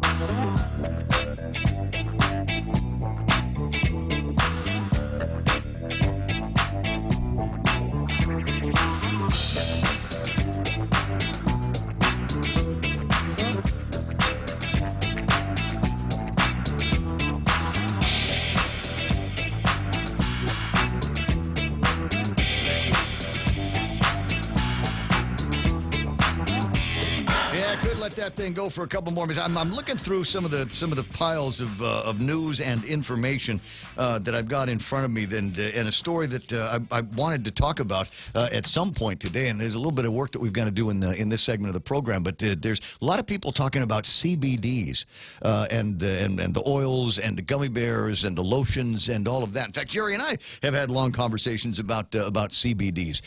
Over the weekend, the guys in the legal guys at the RBR, Radio Bureau, and the Television Advertising Bureau got together and have sent out a notice to folks like me in the advertising game and the radio game that we might need to take a great deal of caution when working with businesses that are promoting CBD. And the theory is it's based on more of this Food and Drug Administration stuff. And a lot of it stems from the origin of your CBD product. Who's doing the manufacturing of that? And that's under license by the Federal Drug Administration, the Food and Drug Administration. Okay. Right? So in theory, the only people that should be able to make CBD products are people with a license from the Food and Drug Administration for research purposes only. Yeah. And they have not issued any of those licenses. And so they're asking the question out loud in Washington, D.C., if we haven't issued any licenses to manufacture CBD-based products and salves and ointments and food additives and things like that, where are people doing all of this manufacturing? And under whose authority are they doing it? And until they get that sorted out, there may be more, and this is more of that marijuana hippie CBD THC witch hunt that seems to be going on. I don't think everybody in D.C. has gotten the message. No, it's under state authority, essentially. Most of these things are coming out of Washington and Colorado. Yeah. And but with no license from the federal government to conduct that kind of manufacturing. Yeah. Well, I think what they're going to end up doing is grandfathering all this stuff in. It's kind of the cat's out of the bag, so to speak. I mean, there's thousands of people doing this now. This is not a small enterprise any longer. You're talking about millions and millions. In fact, it's in the hundreds of millions, if not billions of dollars already in commerce. Yeah, that genie's not going back it's not going back in a bottle. So, I mean, this is one of those things. They're just going to have to deal with it and accept what is, and maybe pass some kind of a ruling at some point, but to prohibit. But the worst thing I think that could happen in this is if they minimize the number of licenses. Or use a lottery of some kind to have licenses where you only have a few people involved. I hate that because that just sets up people to Well, that means that they're going to be they get to pick the winners. Yeah, that was the original setup of the Marijuana Act back in the 30s. Was to tax it, but don't issue any of the stamps. No. And the winners will be the same winners there always are, generally speaking. So there you go. Yeah, somebody got to get in there and help the tobacco industry. If they can't grow tobacco, let's grow hemp. As the USDA letter makes clear that, quote, hemp has been removed from Schedule 1 of the Controlled Substances Act and is no longer a controlled substance, but then details that its legal production is currently very limited. So media companies want to look at whether they are advertising a legally produced product and need to be wary of the content of any ads to avoid the issues set out in a warning letter from the FDA. And the FDA said, stop telling people CBD cures AIDS and cancer and anxiety attacks and all of that stuff. You know, your mileage may vary. Clearly, it is a muddle, and until further clarification is released, broadcasters and other media companies need to proceed with caution and get counsel from their own attorneys as to what they can and cannot do. One of the factors here, you don't know what's in it. That's one of the problems. Now there's a lot of oils and balms and things out there that are based on CBD, but you don't know to what degree. I mean, how much CBD is in one of these things. Now, I can tell you, I know somebody who is using one of those over-the-counter things they buy relatively inexpensively. Yeah. They're using it for pain relief, and it is working. But still, we don't exactly know what the contents are in these things. So does that mean that the one being sold at the place next door is going to work? That's not necessarily. So I think you need to protect the consumer a little bit in this. I think there needs to be kind of a labeling law at some point to say what degree. I don't know, can you put grams of CBD like you do sugar on something? Can you do that? Well, there may be some kind of just easy labeling, easy to read labeling. Actually, so generally speaking, it is offered in that way. Milligrams and that type. When they sell it to you, they'll tell you what's in it. Really? Okay, well, good.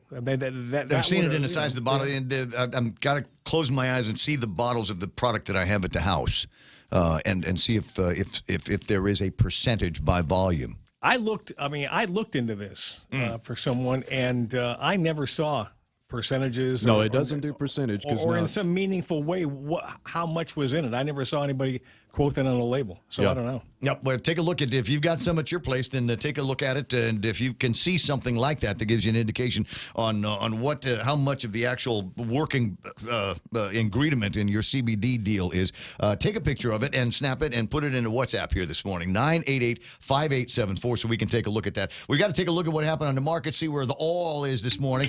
Markets all closed in the green on their Friday, our Saturday morning. S&P 500, 22 points green to close at 3,025. The NASDAQ at 8330, up by almost 100 points. That's nice on the NASDAQ. Dow Jones Industrial Average picked up about 50 points to close at 27,192. FTSE is up by 60. The Nikkei still up there at 21,658, but off by about 98 points. So they closed red over the weekend. Hang Seng, 28,397, off by almost 200 points. It's been a rough go for that market. Shanghai market is up at 29.44, and the DAX is up by 58 points. Looking at the commodities this morning, $56.20 for a barrel of West Texas crude. That's up by about 30 cents. And over the weekend, we saw not a drastic reduction, but a reduction nonetheless in the price of Tapis crude. $67.93 on Friday. $67.21 is where that monster is trading at today. Still in fairly narrow range. Don't anticipate anything crazy going to be happening with the price of gasoline over at the pumps that you and I like to see. 7:23 in the morning, and a little bit more of a Ray Gibson involved extra point here today, and Jerry's going to explain why that is. Well, in the last couple of episodes... This is the part where I'm supposed to be just cruising social media, right? Looking at chicks on my phone, and now you've got me working. I'm so sorry. You'll have to dock my pay for doing so. What we're going to do today is just a little bit of role play, not a lot, just a little bit, that explains how a one-to-one meeting could be requested. Am I supposed to role play like you met me in a businessman in a bar and you're on vacation or something like that? Not exactly. Different kind of role play. He doesn't have to put a dress on for this one, does he? He's having flashbacks from Manila, I think, right now. No, we're not going to do that. What we're going to do is a little bit of role play of how somebody would ask their manager for a one-on-one. And the reason is there's a lot of young folks who are just nervous about this kind of thing, going to their boss and saying, can I get some of your time? That doesn't always work out, and they just don't want to ask. So here we go. And the last couple, you want to give me an intro? It's time for The Extra Point with Jerry Roberts, brought to you by Guahan Insurance Services and First Hawaiian Bank, where it all starts with yes. In the last couple of episodes, we've discussed how and why to use a one-on-one meeting. It's a great tool, and when done well, workers and managers alike benefit. That said, some folks are reluctant, perhaps nervous about how to ask. Today, we'll hopefully show you just how easy that can be. It's next on The Extra Point. It's important to have claims process that works for you. At Guahan Insurance Services, we make things simple and convenient. Same door you walk in to purchase your insurance is the same door you open to file your claim. We can't pretend that the car insurance claims process is fun, but we can promise a hassle-free and speedy recovery without any runarounds. For your home, auto, and business insurance, visit us at the Camacho Landmark Center on Marineford Drive in Tamuning. Don't forget to like us on Facebook or give us a call at 475-1162 or text 929-SAVE. That's 929-7283. I've had workers tell me their boss was a very busy person and didn't like interruptions. Some have said their boss regularly talks about not having enough time, and they'd probably be upset at the thought of a request for a one-to-one meeting. Let me give you the reality every manager faces. They have to motivate their team to deliver results day in and day out. If I have a worker who wants a little of my time to improve, I'm going to find the time to give it to them. Good managers will listen and will help you if you want help. What follows is a simple way to make this happen. It's a bit of a sales job, and you're the salesperson. You're selling your boss. He or she has to know what you want, that you're sincere, and that you respect them and their time. I'm going to enlist Ray to do a little role play with me. Imagine that I'm a relatively new person in radio. I recognize his track record of success, and I figure he can help me accelerate my career if he's willing to do that. Thus, I reference that as I start the conversation. Hey, boss. You know, I'm working hard here to get better and deliver results, right? Sure, Jerry, I've noticed that. Something on your mind? Yeah, there is. I just saw you celebrate 40 continuous years on the air in Guam, and you're a part owner of the company. No other local disc jockey ever did what you've done. I think it's a great example for people in this business about what's possible if you work hard. Wow, thanks. I appreciate that. Now, if you agree, I'd like to get a one-to-one meeting with you so I can ask questions about what you know. Look, I want to be the next Ray Gibson and want to know if you'd be willing to help me get there. Can we meet tomorrow, maybe for about 20 minutes? Now, let's stop for a moment. That's all it takes to make the offer. I've buttered him up a little bit, which is fine, and now he's going to feel at least a little pressure to give me what I want. Not only have I asked for the meeting, but I've asked for a time frame so he knows that I'm serious. So I'm going to backtrack a second. All right, and I'm going to go over this. If you agree, I'd like to get a one-to-one meeting with you so I can ask questions about what you know. Look, I want to be the next Ray Gibson and want to know if you'd be willing to help me get there. Can we meet tomorrow, maybe for about 20 minutes? This is my part now? Yes, sir. Next Ray Gibson, get out of here with that noise. I'm retiring to Jersey when I'm done.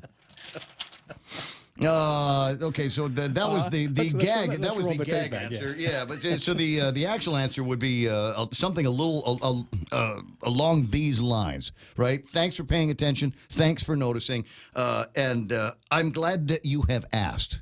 I'm glad you've asked me for the opportunity. I've been thinking about a succession plan, and I'm also interested to hear the questions that you want to get answers to. Good. And so we'll take it from there. Am I supposed to now offer up the time when I might be available for something like this, or you could, or I could just maybe let me know when you've got 20 minutes. There you go. And finish it up. That's perfect. That is perfect. So number one, acknowledge their industry position and achievements or specific knowledge. Number two, in a few words, explain that you want to meet because you're serious about advancing and you feel that they can help you. And number three, ask for 20 minutes. 20 minutes. A half hour sounds long. Ask good questions. Write down the answers. Implement suggestions. Then ask for another meeting to report your results. Then ask more questions. Rinse and repeat. Smart bosses want to pass along what they know. It's the right thing to do. You got it? Now go do it. That's the extra point. Get out there and make something good happen today, like a one-to-one meeting. For 93.3, The Ray Gibson Show, Guahan Insurance Services, and First Hawaiian Bank. I'm Jerry Roberts. I thought that was pretty good. It needed more me, though. Yes, it did. You didn't write enough me into the script here. You get the whole thing, and I got, sure, Jerry, I've noticed that. Something on your mind? Noted. So noted. All right. You know why this is good for managers, too? Because a lot of managers, I'm sure you're in the same boat, you sit back and you wonder who's really got both oars in the water and who wants more, because you want people to step forward. Yeah. You want people to self-identify that they want more in your company. They want to step up and take the reins. A lot of managers around, I've heard for years, well, nobody wants to do this. Nobody wants to do that. And I just, well, you help them. Well, and this is the goal for me as a manager or any kind of leader, and always has been, is I always want to find employees that I have to reel in, not the ones that I've got to push out.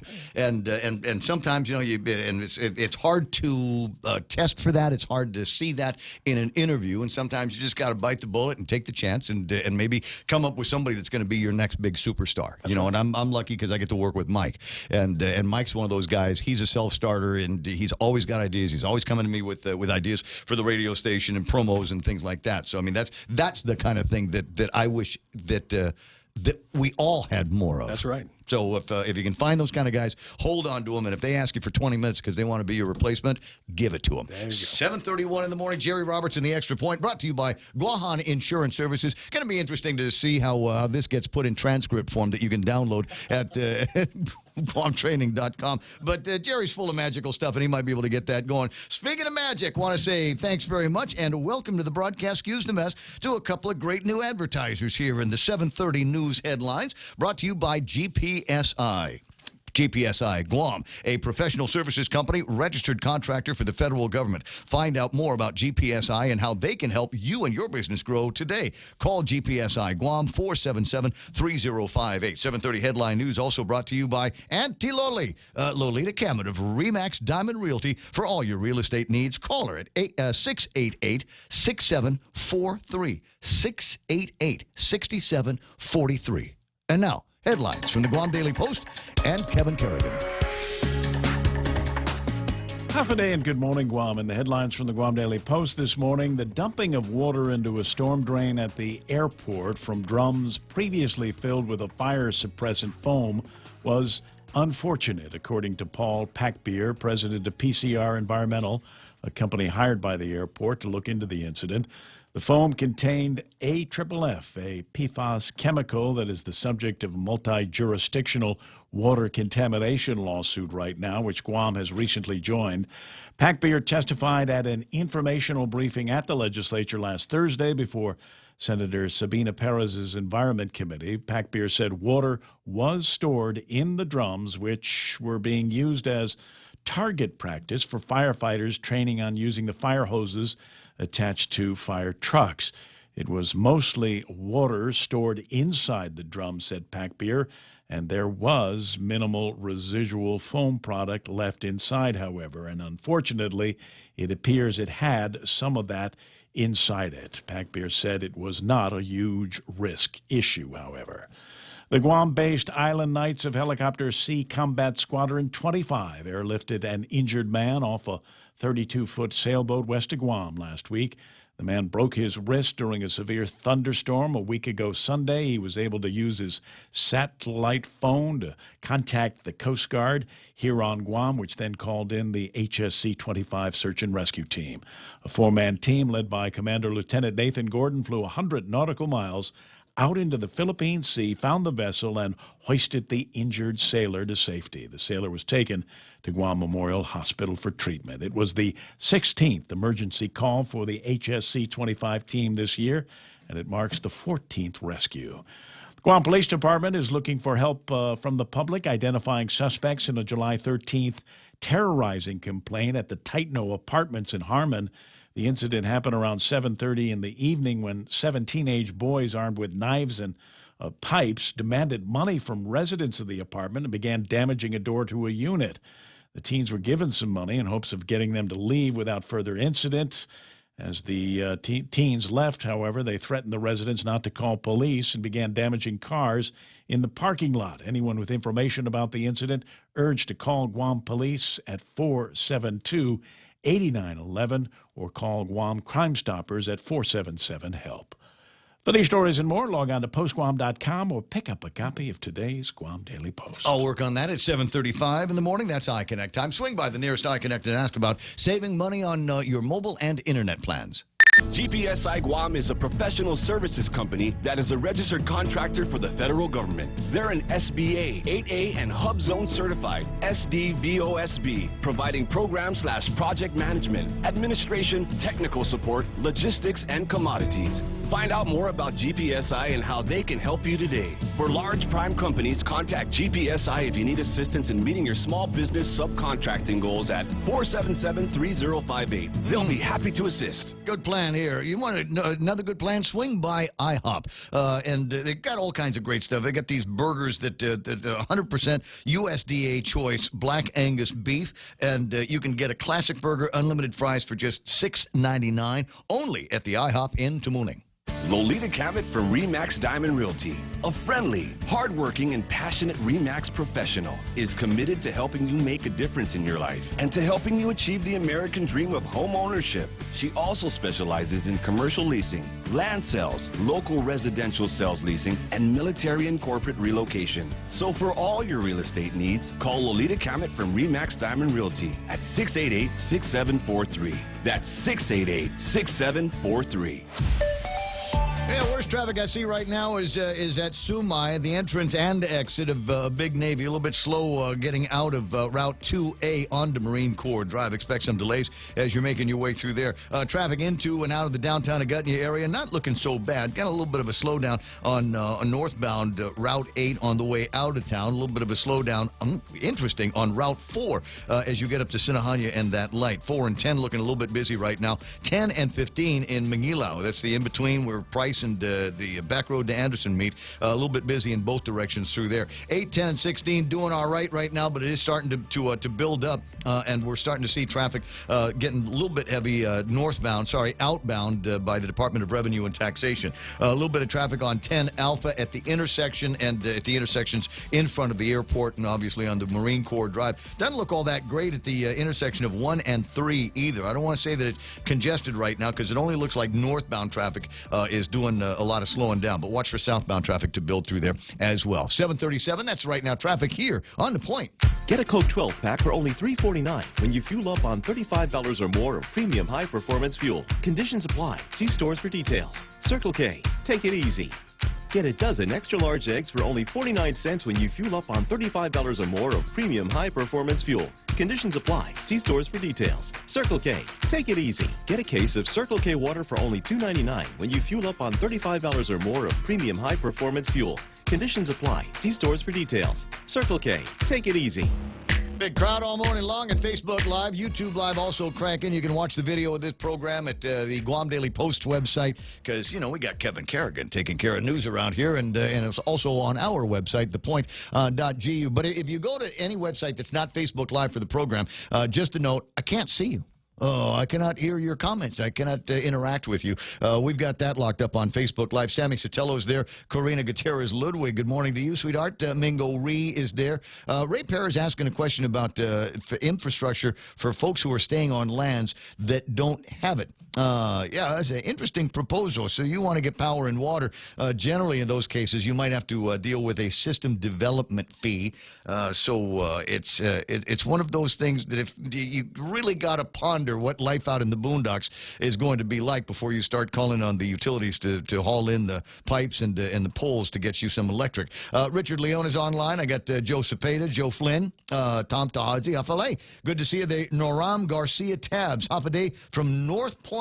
Nice. Good to have you along. Big Sister Shelley's there. Chalorna Laron is online this morning. Mark Cruz is playing around on the Facebooks. Richard Clark Antiloli, as I said, is online with us and a sponsor of the 730 cast. Dave Duenas, Carl Fukuda, Dennis Borja, and Jeff Chris is hanging out. Valine Iriarte and one of our new friends, probably among our younger listeners and viewers here on the Facebook Live program, and she's interested in new and different innovations in what's happening with the...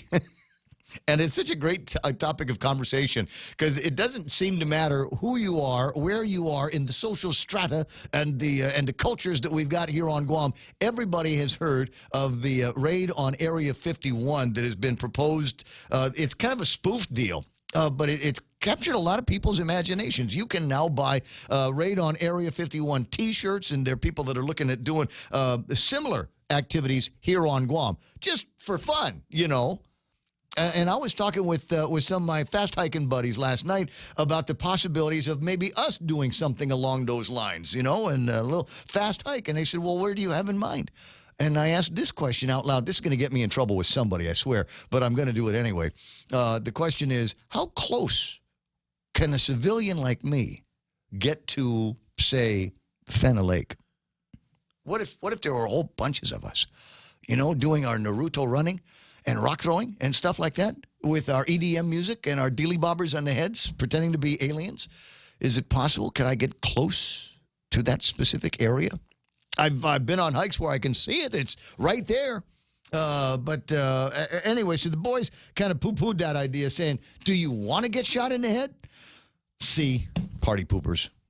Always, stop writing me reality checks. I can't handle it. 20 away from the top of the hour. Adonis Mendiola's there. Rudy Magallanes. Lita McDaniel Duenas is hanging out with me on the Facebook Live. And it's great to have you along for the ride this morning. Got something you want me to talk about? I take requests at 888-8255. That's 888-8255. There's something that you want to talk about.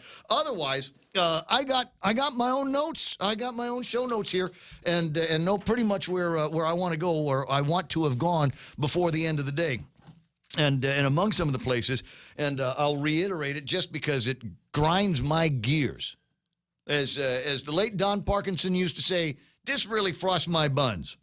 There's a bill that reduces funding for new police officers. Right? Is that the thought? Is that not the thought that's going through your head? You've got to be kidding. You've got to be kidding. All of the conversations that we have around here, and all of the times that we just scratch our head on the magistrate reports, because we can't believe to what depths these jugheads are sinking to maintain their habit. Break into the house, break into the car, home invasions. Well, we got a guy that says that he probably murdered somebody because he was high on crystal methamphetamine. He can't control himself when he's like that. And this is the atmosphere that everybody on this side of the doors of the legislature has to live with, has to deal with.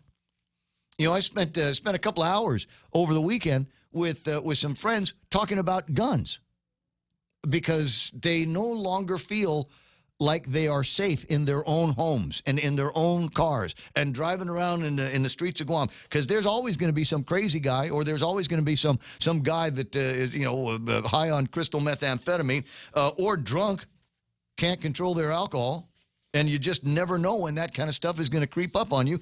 And as we're fond of saying, when seconds count, the police can be there in minutes. So you got to be able to look after yourself. Would be great if we had more police officers, and the guys over at the governor's office recognized that there was a cry in this community for more law enforcement, for more civil authorities, men and women in uniforms with badges, whose mere presence, it would seem, whose mere presence would get people walking straighter, driving a little bit more carefully when we see the police car over there. Maybe I'm not going to run the red light this time. It's the simple stuff, guys. Just getting a lot of guys out there with that can project the community's ideas about civilized life. And so the governor's office puts together a budget that allows for another, $3.5 million just about over the current year's budget, specifically for hiring more law enforcement guys. And it would be law enforcement guys in a variety of places, but specifically the Guam Police Department. The governor's office said the police guys should get $37.82 million. Legislature, on the other hand, says $34.78, because the whole, when everybody went to the intersection with the word enough on their hand, that meant nothing apparently to them. They didn't seem to get the message, mostly because it seems to me a lot of them were virtue signaling by going out to those same intersections, holding up their hands that said enough. No. The message enough is to you. You don't get to hold your hand up and say enough. We're trying to tell you this community has had enough and that we expect you to do something about it. Just nuts.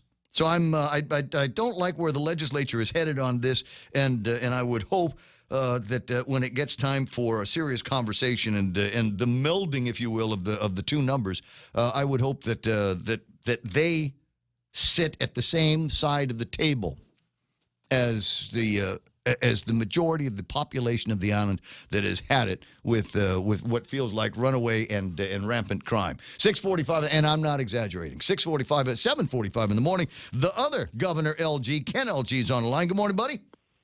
Good morning. Isn't that a great place to rant on? Isn't it just the silliest thing in the world? It's like they haven't been reading the newspapers and listening to the radio in the last 7 months. Yeah, well, I offer this comment from Thomas Paine. Common sense is the least common thing of all, and in this case, in elected and appointed officials.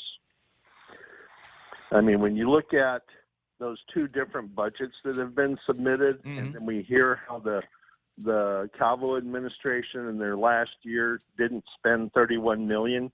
I was glad to hear that, but then I recalled part of the reason was they didn't give Department of Education and GCC their final allotments, if I'm not mistaken. I think that sounds familiar, yeah. So now we have two of our educational institutions which are charged with creating the future leaders of Guam being cheated out of the funds they need to create future leaders of Guam, which in the long run creates bad leaders for the future of Guam. I would rather see them cut back the allotments to, I'd say, Department of Public Works or the Department of Energy or the Department of Administration or any other department other than the one that's charged with educating our children. And here's why. Our children are our only export. We have about 800 to 1,000 children a year who leave Guam to compete on the world stage, and we owe it to them to give them the best education possible to compete on that stage. Anything less than that, says bad things about the future of Guam, those who stay here and for those who leave and we hope return. I'm a perfect example. I left Guam 79, came back 07. But because of the education I got at George Washington and a number of junior high schools and UOG, I was in the tops of my consulting field in the United States and Canada. And that was because I had a Guam education. And now, we risk that. I mean, we see the stories of them cutting back education. Well, they still haven't got the money from last year. So that's a big concern for me. And one of the things that I discuss in the meetings that have been happening around the villages. And tonight's meeting, what a lead-in, right? Tonight's meeting is at Barragata at 7 o'clock. Yeah, it's like you'd called me with some kind of ulterior motive, some kind of design. A plan. Well, it goes back to the fact that the leaders we've elected and the appointed... No. Representatives, please. They're not leaders. They are representatives. We put them there. Yeah, the representatives we've elected and the appointments they've made have not done well by the people of Guam. It's embarrassing, in fact, when we see the level of incompetence, self-aggrandizement that's taking place. It's like every one of them is out to improve their lot in life at the expense of the people of Guam who pay for everything. So in these meetings, which I do a 40-minute presentation, and so far the Q&A sessions afterwards have lasted about an hour and 45 minutes. I'm sure it's because you got people like me that ask long questions, and maybe there's a long-winded host that will give a long answer. That could be part of the problem, but the questions that we are getting are really, really good questions. And these are the kinds of questions we don't hear being asked in the legislature or of the legislature. And that's the part that disturbs me the most, because those people that have been elected need to reach out to the community and listen to us. I mean, here we have an economy that's stagnating. We have a workforce that's struggling from paycheck to paycheck. But everything that we hear coming out of the legislature and the administration is more money. We need more money. We can't cut taxes. We can't cut fees. In fact, we're going to raise taxes. We're going to raise fees. Well, did you hear they're doing that now with the complicity of the Guam Federation of Teachers? And I totally who you would think would be saying no, we got to cut the expenses. We got to do some reorganization because our students are suffering. But instead, the GFT is looking around and saying, no. I think the government of Guam is doing on point, and we don't have too much to worry about, and all of the money is being spent responsibly, and they've made all the responsible cuts in the government of Guam, so we're okay with that. Please don't change the business privilege tax. And I'm going, you know what? So you would think they would be fighting for the kids a little bit more. Well, you have to understand the Guam Federation of Teachers represents the teachers. The teachers represent the interest of the kids. And I say that proudly because my daughter. Well, but if we don't give them the resources in the classroom, what's the point? No, that's exactly the point, because I know that this summer we lost another teacher that got lured to Utah. You know, there's going to come a point in time, and this is what I talk about in my meetings. Right now we have 44,600 households, plus or minus, based on Exodus. Each one of those households is carrying $107,000 worth of debt, government debt. That's how much the government debt is when you look at it on a per household as opposed to a per capita basis. And I like looking at it per household because I can't expect a 3-year-old to be carrying their share of the debt. So that's why I look at the debt per household. Every time a family leaves, their 107 gets divided up among the rest of us. Yep. We have somewhere around 10 families a month that I know of that are leaving Guam. And so that puts the debt burden higher on us. But look who's leaving. Our younger people at the beginning of their peak earning years, when they're going to be paying their most taxes, and that we've spent the most money educating. And they're going to be relocating to other states, and they're going to take their Guam-paid education, put it to work over there, and pay taxes in places like Utah, Oregon, Washington. Yeah, and maybe come back when they retire, but maybe not, and never contribute anything to the island. Yeah. Other than, that's where I'm from. I was raised there. I want to go back one day, but, I'm kind of locked into a career here. I got family here now. Kids are in school, and they got good hospitals here. All of the things that we might be missing on Guam. So what time does everybody show up? 7 o'clock tonight at the Barrigada Community Center. Tell the others. Yes. Bring friends. Yeah. And together we'll talk about how we can exert our rights as citizens and take control of our legislature away from professional politicians who only care about breeding more professional politicians in search of a government paycheck. Yeah, that's why we've got Youth Congress, isn't it? 7:53 in the morning. Dude, I'll talk to you pretty soon. Have an interesting day. A little bit later on, the great and incredible Bob Klitsky is going to be on the radio, this very radio station, about 4 o'clock this afternoon.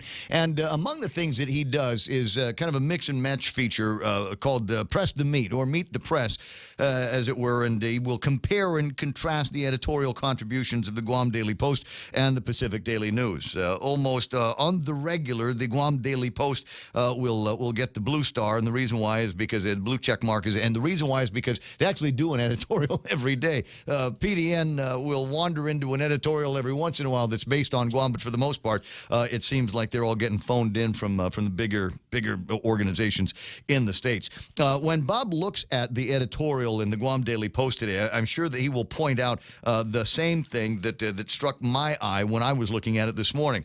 And the Guam Daily Post, as they should be, are calling on elected leaders to ensure that safety, education, and health are funded and funded adequately in this upcoming budget. While we don't disagree with taking the public library system and the Agutnia Restoration and Redevelopment Authority from the umbrella of Chamorro Affairs, there is an added cost to doing that. Additionally, some senators are pushing for legislation to fund non-governmental organizations that promote the arts and humanities.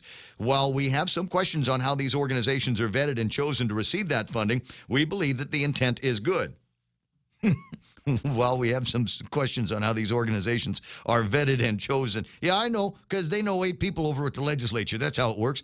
The added cost is something that senators must consider. And so if we are to support with as much as we are now arts and humanities and restoration and development and things like that, I suppose that would be all right as long as we were ensuring that we had more police officers on the street, better and more and better equipped guys at the police station and the fire stations, and the Department of Corrections sure needs a bunch of guys. I'm looking at the numbers and wondering if they will be able to hire enough guys in the upcoming budget to be able to reduce their overtime and take care of the surveillance needs of the Department of Corrections. So we got all of that stuff rolling around in the head. 7:55 in the morning, 888-825-5888-TALK. And what was it that Ken was talking about? We've got actual workers here on Guam, people that might be holding down a job, two jobs, that are still working paycheck to paycheck. And it might get tougher for them in a little bit. There's a story I got here from the Post-Bulletin Agri-News Department. Change would take food stamps from 3 million people. Now, we don't have 3 million people here, but there's a good number of people that are on some kind of public assistance here on Guam that could be affected by a new rule that has been proposed by the Agriculture Department that changes the program's eligibility requirement. Agriculture officials say they're fixing a loophole that currently allows some states to give food stamps to people who have a certain amount of savings and other assets. Critics say the rule will punish the working poor and stymie their ability to accumulate assets.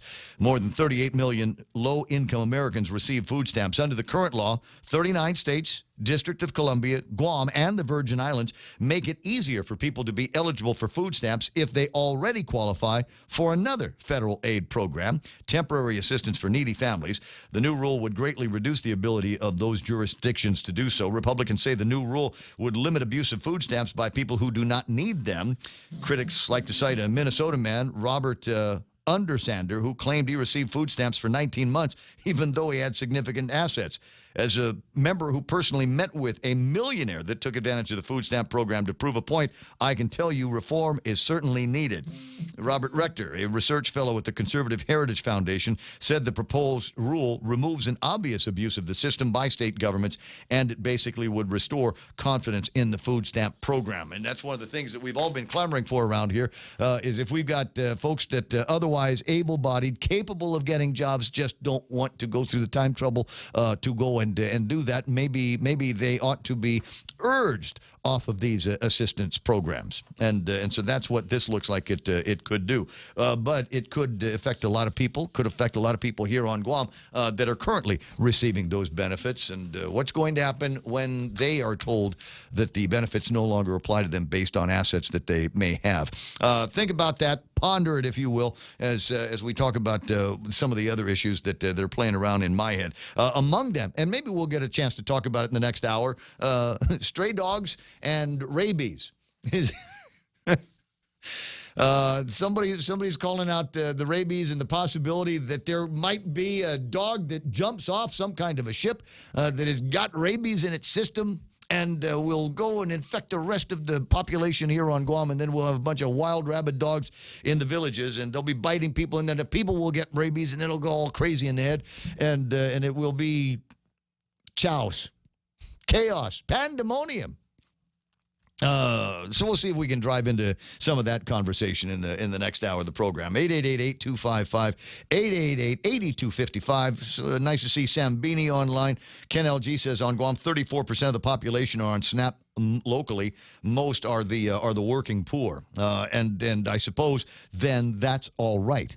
Maybe what the question is how many people are in these SNAP programs, SNAP benefits that have, quote, assets. I'm not talking about, a couple of bucks in a savings account somewhere. We're talking about real assets. And if that's the case, not that kind of assets either. Sorry, distracted. The music's playing in the background. I'm going to collect my thoughts here. And what are we doing in the next hour? We've got Blake Watson's going to come in. We'll pretend to talk about sports. I got Fox News Live that's coming up in about 30 seconds. On the other side of that, maybe an opportunity to hear from Kevin Kerrigan in the Guam Daily Post, all the big stories, all the big headlines that have got my jaws wagging this morning. 8 o'clock in the morning, we're KUSG Aganya. This is The Point.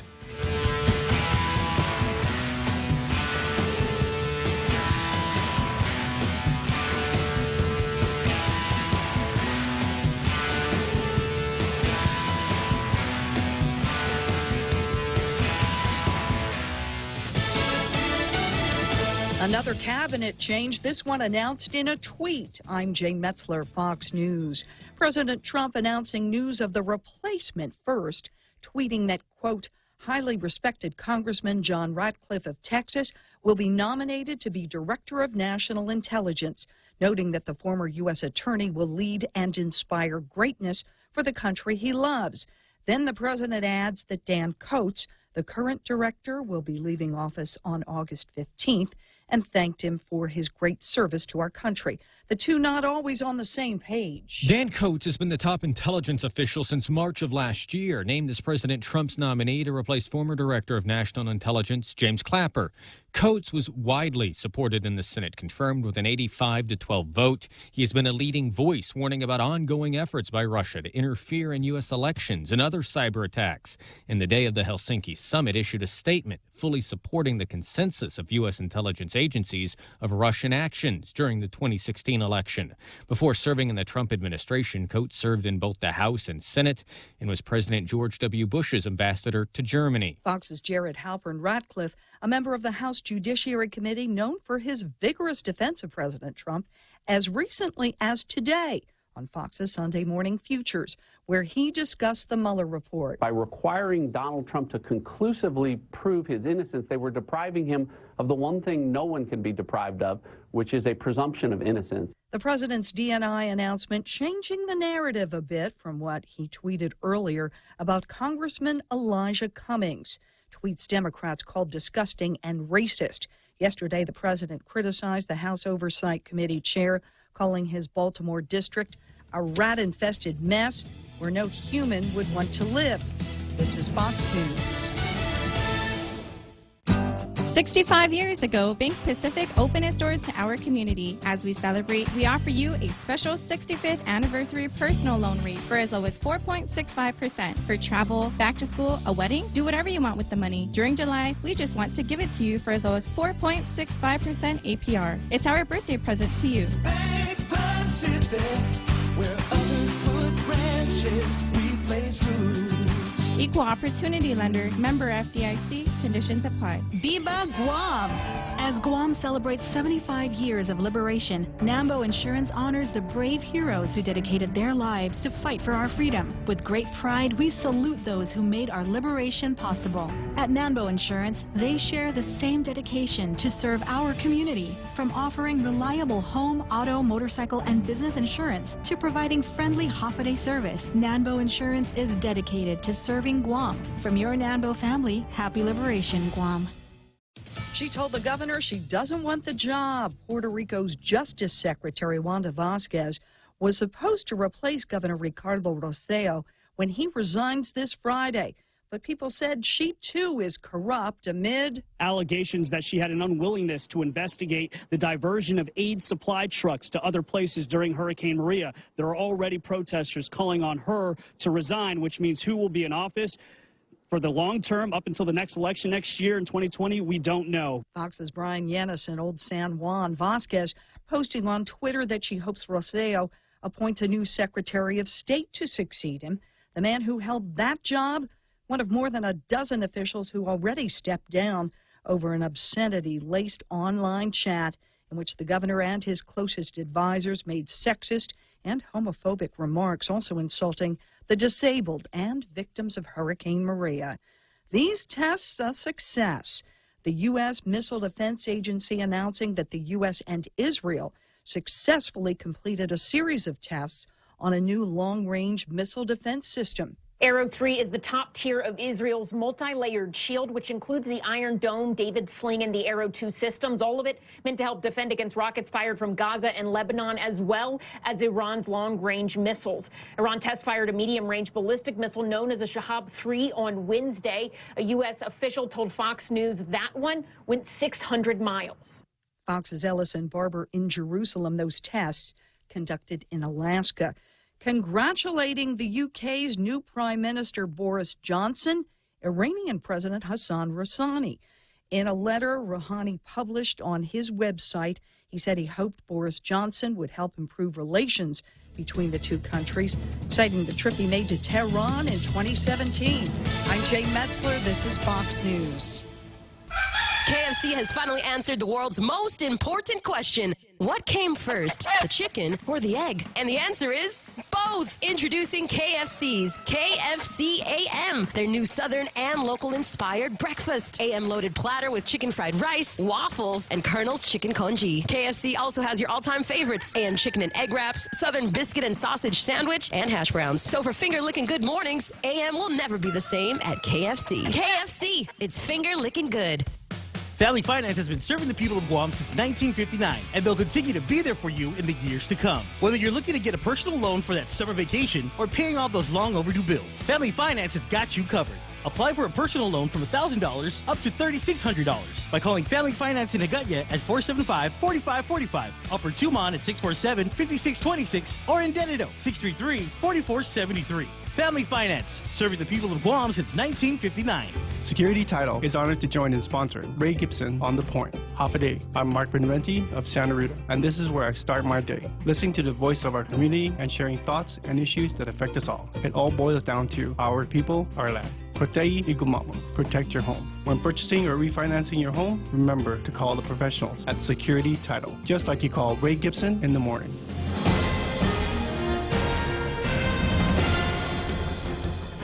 Half a day and good morning, Guam. News time here at The Point is 7 minutes past 8 a.m. this Monday morning. I'm Kevin Kerrigan. Here's a look now at some of the top stories from the Guam Daily Post. The Guam Police Department will not be able to hire as many officers as Chief Steve Ignacio had hoped for next year if the budget introduced Friday by the legislature becomes law. Bill 184-35 is the legislature's version of a 2020 spending bill. The governor's office submitted its proposed budget bill earlier this year. GPD has 275 police officers now. However, Chief Ignacio says the police department should have at least 400, although a full complement would be closer to 520.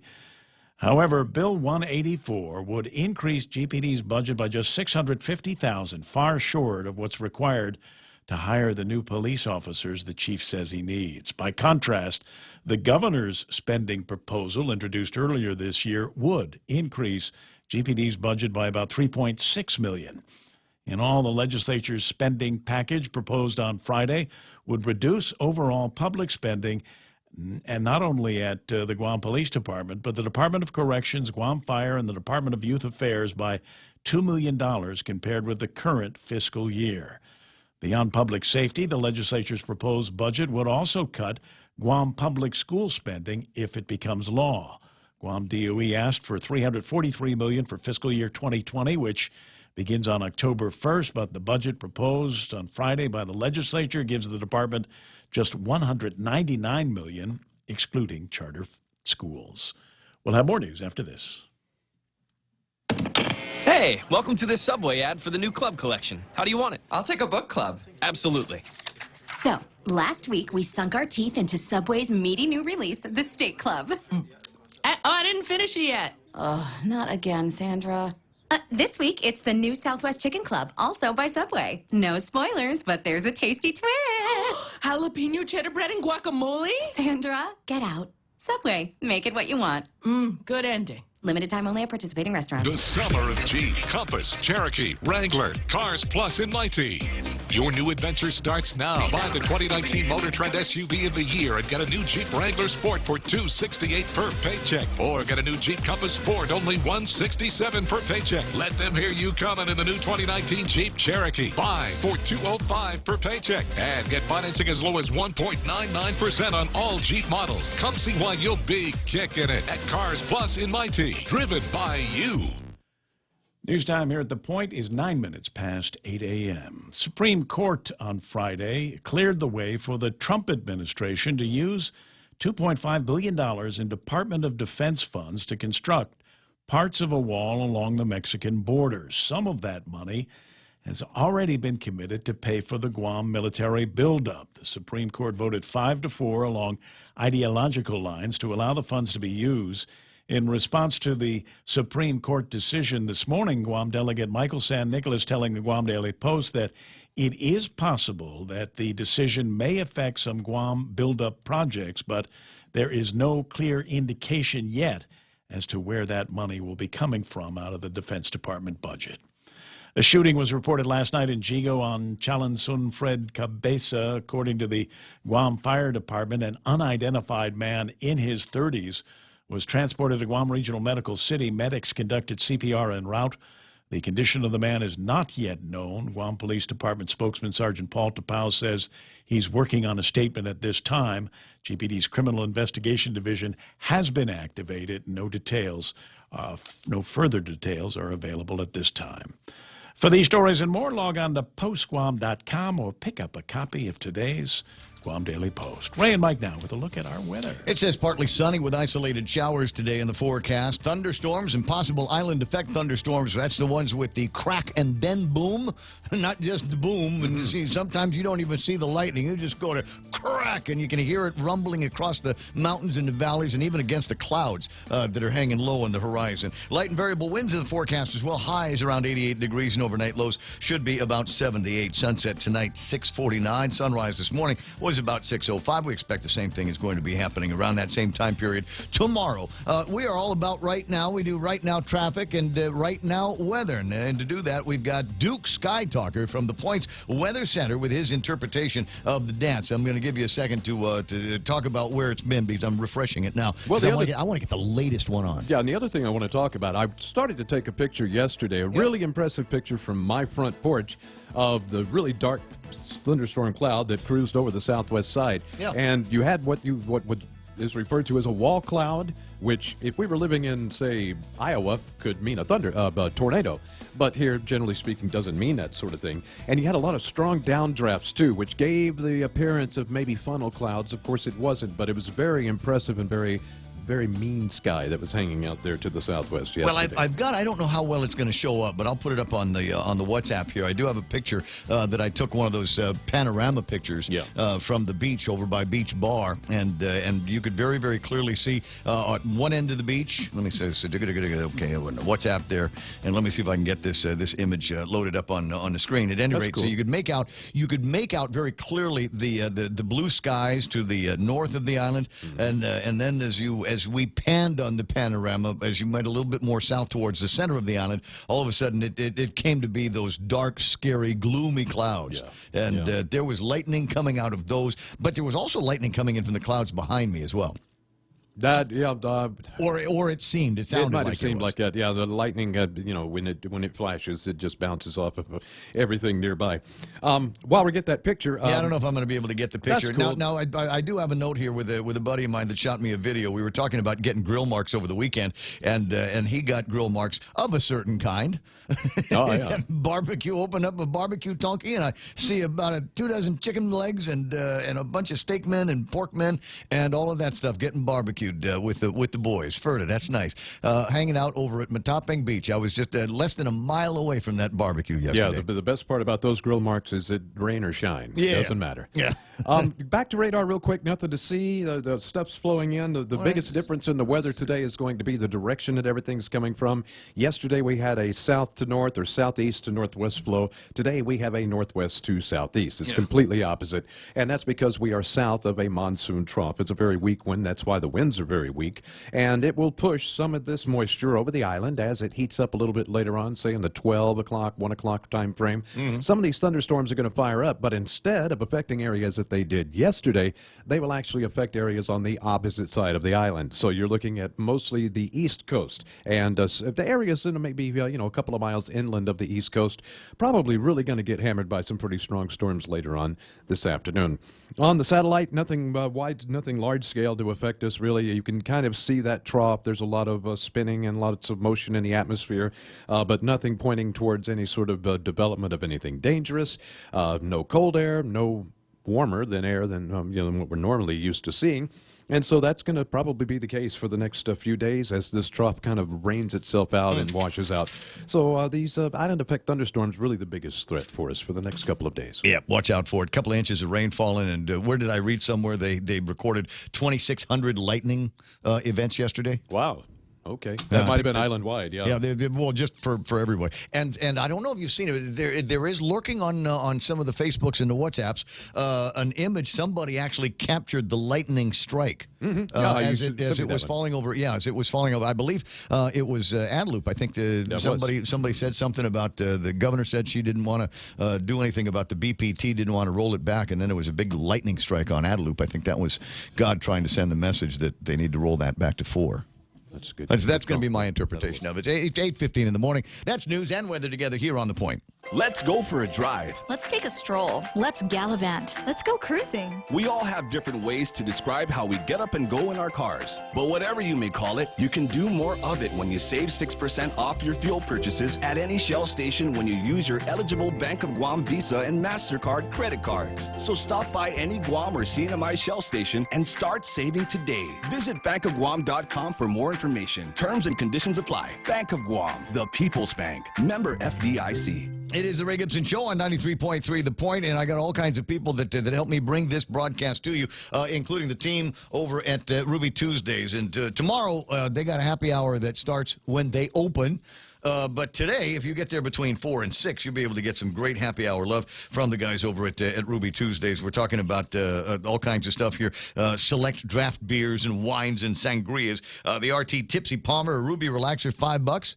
And they got $5 appetizers as well. Ruby Tuesdays for happy hour, again, starting at 4 o'clock this afternoon. Portions of the program also being brought to you by American President Line's global presence with a local home. Micronesia Renewable Energy. Never been a better time to go solar because now we can attach batteries to your panels, and you will almost never have to lose power. Then, of course, the guys over at Security Title, Ron and Kim, know everything there is to know about doing real estate here on Guam. So if you are buying or selling or in the middle of something that you could use somebody to hold your hand with, you're going to find very friendly hands at Security Title. Get a free Polar Pop any size when you fuel up on $35 or more of premium high-performance fuel. Conditions apply. See stores for details. Circle K. Take it easy. Get a free coffee any size when you fuel up on $35 or more of premium high-performance fuel. Conditions apply. See stores for details. Circle K. Take it easy. Get $5 off any Circle K car wash package when you purchase $35 or more of premium high-performance fuel. Conditions apply. See stores for details. Circle K. Take it easy. The Ray Gibson Show is being brought to you by Cars Plus, celebrating the Summer of Jeep. This ends on the 31st. So it's right around the corner because today is already 29. Could be your last chance to get great prices on Wranglers and Compasses and Cherokees and Grand Cherokees as well. Get that test drive in there. Get it all done at Cars Plus today. Also being brought to you by Take Care Insurance and Wendy's, home of the Berry Burst Chicken Salad. It's got strawberries and blackberries in there, raspberry vinaigrette dressing. Happens every single time. I cannot say the word vinaigrette without getting a little bit of lauai working on the back of the mouth. You know what I mean? So they got that. And, of course, grilled chicken. It's a fantastic way to make your salad days that much more enjoyable with a Berry Burst chicken salad from Wendy's. Morning talk that matters. It's the Ray Gibson Show. Call now, 888-TALK. That's 888-8255.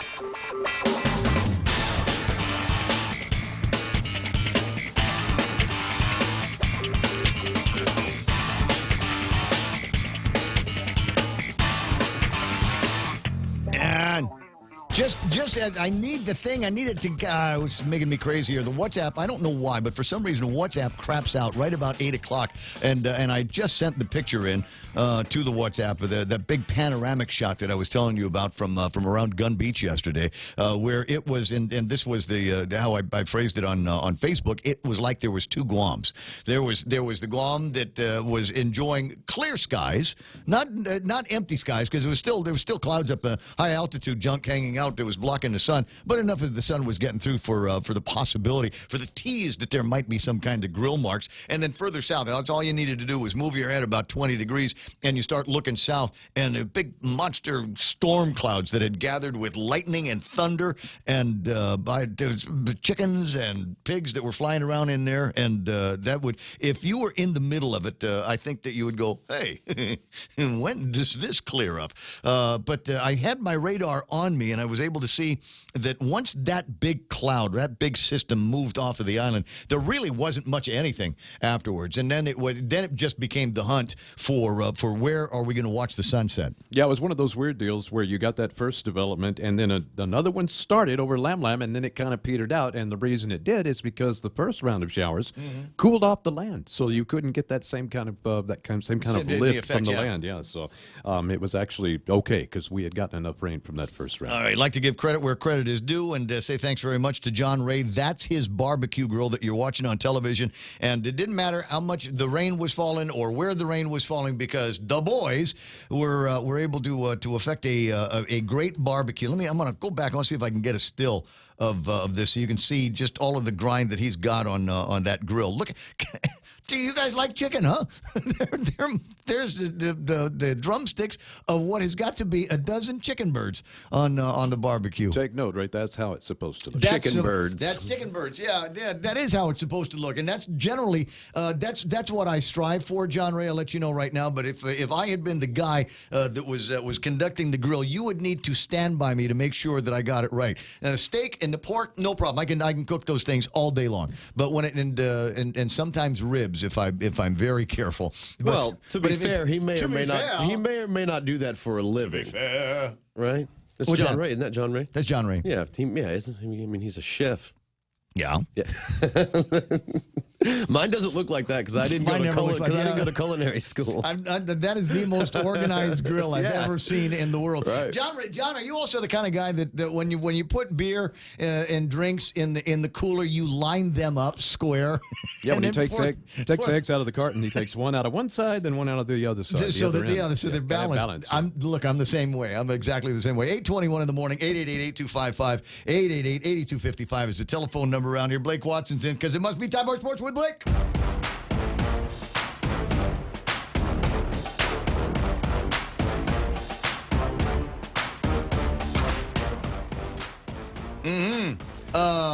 Sean Cruz. We'll start with that name. Sean Cruz has been accepted to be a member of the Quebec. What's the name of the Capitals? Is that the name of their let me baseball look at team? that. Where did I see that? I just saw that, didn't I? Somewhere. It's in one of my mini tabs. Hang on. I've got like 18 tabs pulled up. I can find it. Yeah, it's right here.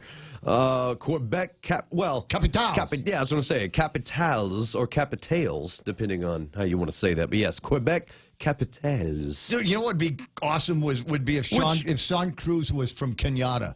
Because then we can say Sean Cruz of Kenyatta now playing for the Canadian team, the Quebec Capitals. Capitals. I don't know if we're pronouncing that right. Well, let me ask you this. Where would you rather be? Would you rather be playing down in Puerto Rico, or would you rather be playing in Quebec? Puerto Rico is about to fall apart. Puerto Rico, that's true. Puerto Rico and Hong Kong are about to They will be next to Capsize. I guess I didn't take into account the what's been going on there with the governor and all that. But I meant more weather-wise. You know, meaning one is kind of a winter wonderland and the other one is a tropical paradise kind of thing. Thinking. You know, it's a good point. I mean, if it came down to where could I survive without electricity, I'm thinking Puerto Rico might be the spot because they are right now surviving, many of them, without any kind of electricity. Have been, right? It's like been a while. Year. Been a while. Well, you know, functioning government. And all of that stuff. But anyway, so we say our congratulations to Shawnee Cruz. What other interesting tabs do you have open? So I've got this one, and I do have some local stuff, but I really wanted to get into this just to make sure that we do get into this because it's very current. So we're always talking about e-games, you know? Yeah. So did you see what happened over the weekend? If you didn't, I'll fill you in. So Arthur Ashe Stadium, which is in Queens, New York, if that rings kind of familiar for some, that's because that is where they play the U.S. Open. That's where they play the tennis game for the U.S. Open, but this weekend it was shut down, as most of Queens was, because of the first ever Fortnite World Cup solo and duo finals. Fortnite, for those of you that aren't paying attention or don't have any children between the ages of about 6 and 60, is the game now. It is the game. It is there's something like 300 million registered players in the world, which I think is like 5% of the population, something like that. So they had the big, like I said, they had the actual big tournament and big money. Some like $30 to $33 million in prize money is going to be was to be handed out. The oldest player, get this, the oldest player in the Fortnite World Cup outside of the Pro-Am. So the oldest player that was playing for the cash prize was 24 years old. The winner. Where do they get the money to support that kind of thing? This. Norway's, the two teams of Nyrox, this is their gamer tags, Norway's Nyrox and Austria's Aqua teamed up 16 and 17. They became the first Fortnite World Cup Finals duo champions. Each took home a grand prize of $1.5 million for playing Fortnite over a 6-game event in basically a weekend. There was also we know this name, DJ Marshmello, threw a big concert. There were some celebrities playing because there are celebrities and, just kind of famous YouTubers. There's a bunch of people that play, famously and non-famously, and some of the gamers themselves have become famous. And the final result, because I like that. There's a new phrase that we have to get used to is YouTube celebrities. Yeah, guys like Logan Paul and all, all these people that you hear about that are making news that you're like, why have I never heard of them before? Oh, they're on YouTube and I'm not watching YouTube. Yeah, it's like when they come out with the award shows and Game of Thrones wins something and you've never heard of Game of Thrones because you don't have HBO. Right. So it's the same thing. There's a whole universe on YouTube of their own kind of celebrities, and every demographic and every age group and every social group has got their own star on Facebook. I mean, guys with millions and millions of followers. Yeah, and it bleeds over because I was searching for something for my daughter to watch, which, by the way, it's my daughter's 3rd birthday today. So happy birthday. Yeah, nice. happy birthday to my daughter. But, I was searching for something for her to watch yesterday, and Nickelodeon came on, and I saw Ryan's Toy Adventure, and I was like, wait a second. And if you don't know, Ryan is a toy reviewist. He's about 8 years old, and he's on YouTube, and he was YouTube's highest grossing member last year at $11 million in 1 year is what he made just for opening toys and talking about them. But I said all that to say he has now bled over into Nickelodeon. He has his own show on cable TV. Anyway, back to Fortnite and how these e-games are taking over, as is YouTube. The winner of the Fortnite World Cup, this is going to make some of you sick, the 16-year-old North American East player finished with 59 points, takes home a prize of $3 million. 16-year-old Kyle Buga Giersdorf.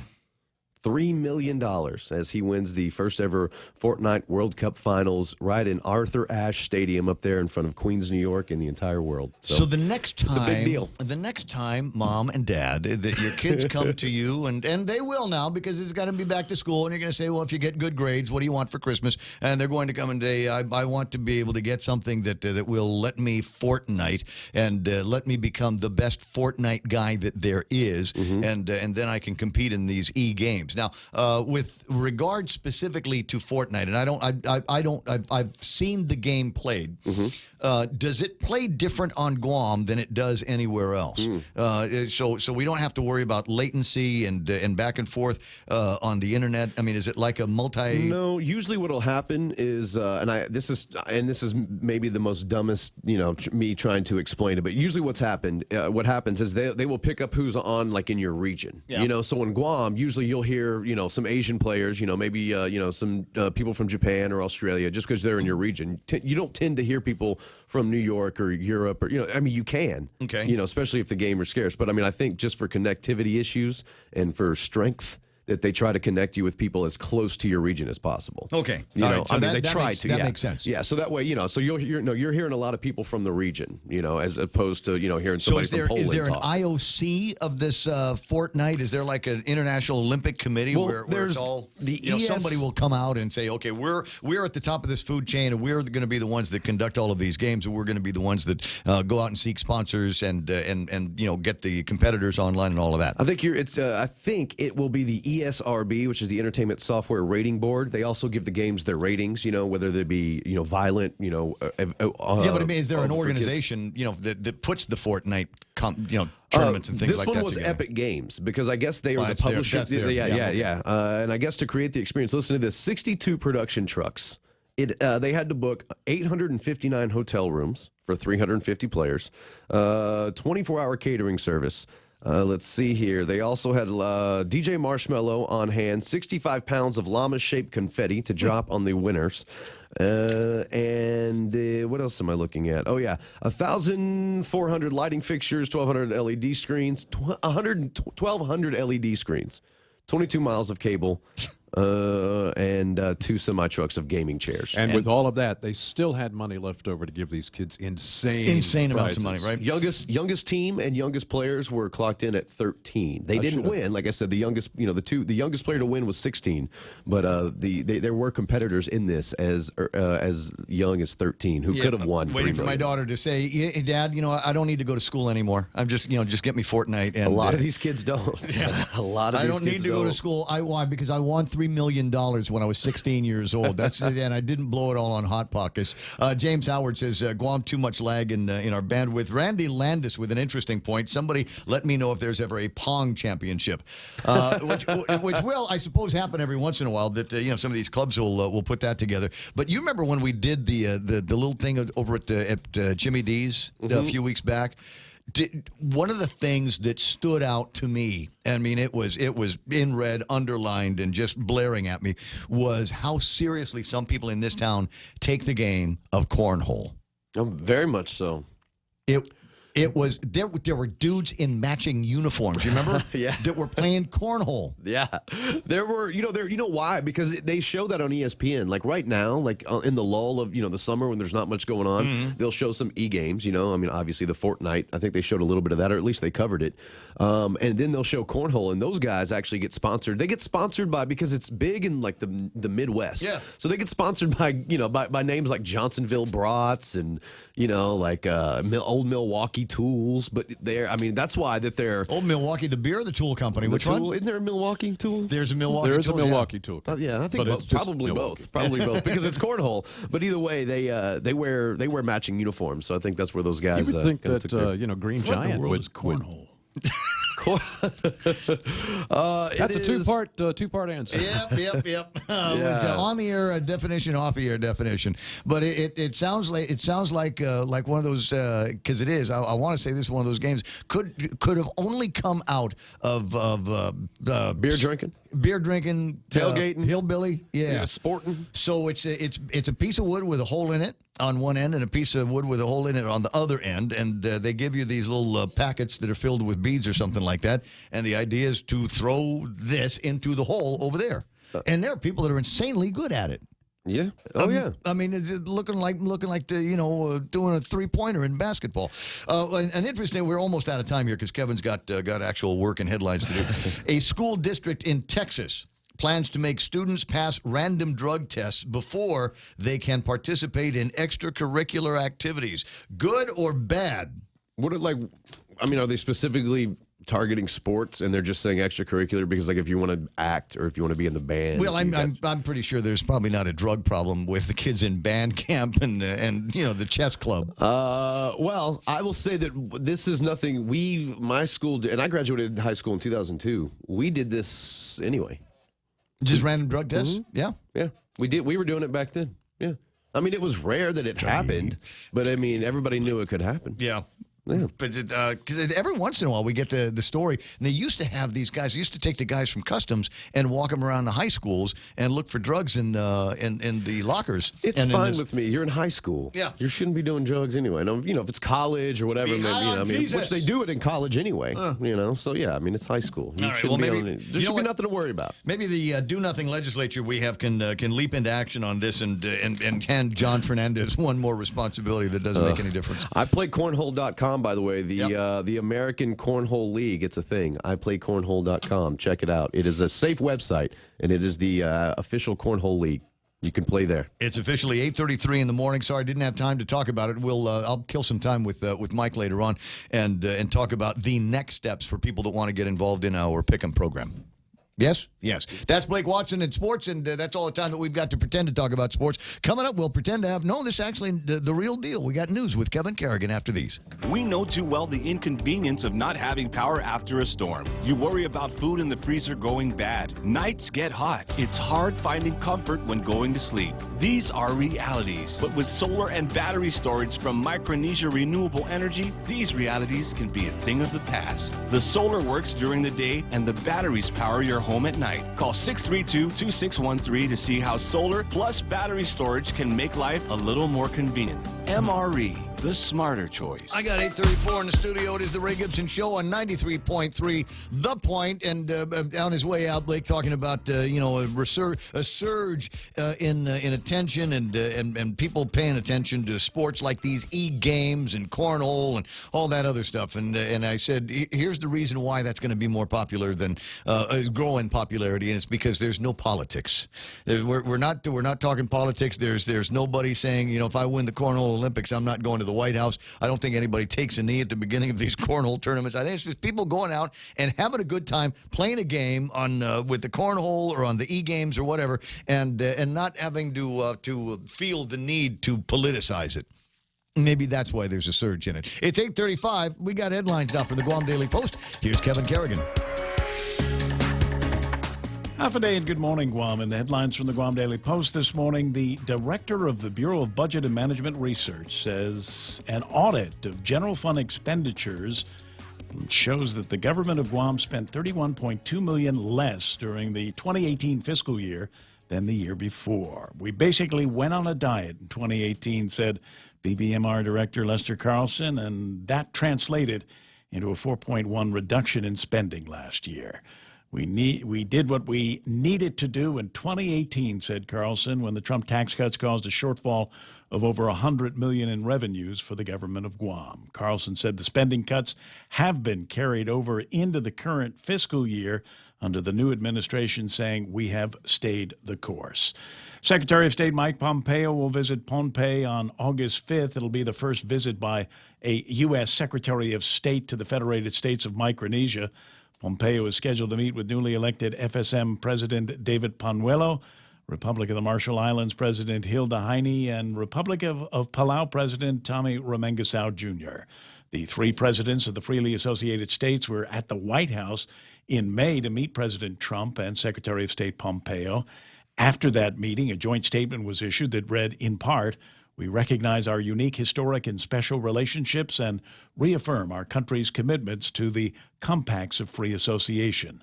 These high-level diplomatic meetings with FAS leaders are seen as part of a renewed U.S. interest in Micronesia in an effort to counter growing Chinese influence throughout the region. About 1,000 tax refund checks will be mailed out today, according to the administration. The checks represent $2.8 million in tax refunds. The checks will cover error-free returns filed on or before February 12th. Taxpayers who owe money to GovGuam will have their refund checks garnished, officials said in their release. For these stories and more, log on to postguam.com or pick up a copy of today's Guam Daily Post. Jawohl. It's 8:37, and we'll call that iConnect time. Swing by an iConnect or call them at 888-8888 and ask them about savings on mobile and internet plans for you. It's important to have claims process that works for you. At Guahan Insurance Services, we make things simple and convenient. Same door you walk in to purchase your insurance is the same door you open to file your claim. We can't pretend that the car insurance claims process is fun, but we can promise a hassle-free and speedy recovery without any runarounds. For your home, auto, and business insurance, visit us at the Camacho Landmark Center on Marine Corps Drive in Tamuning. Don't forget to like us on Facebook or give us a call at 475-1162 or text 929-SAVE. That's 929-7283. I got you. It's 8:37 in the morning, and time for me to tell you about Mezcla, as in, yes, Mezcla down in Agana, and new one now in the Grand Plaza Hotel in Tumon. They got all kinds of awesome food. In fact, Chef Peter from Mezcla is going to be going off island for a massive competition in New Orleans, and he's going to be bringing with him some of his seafood recipes for the win, going for the W. And among his great seafood recipes is the seafood Lau Lau. It's a medley, if you will, of salmon and shrimp and scallops and fresh spinach wrapped in tea leaves. Steam it up, top it with soy butter sauce, and what do you want? What starch you want on that?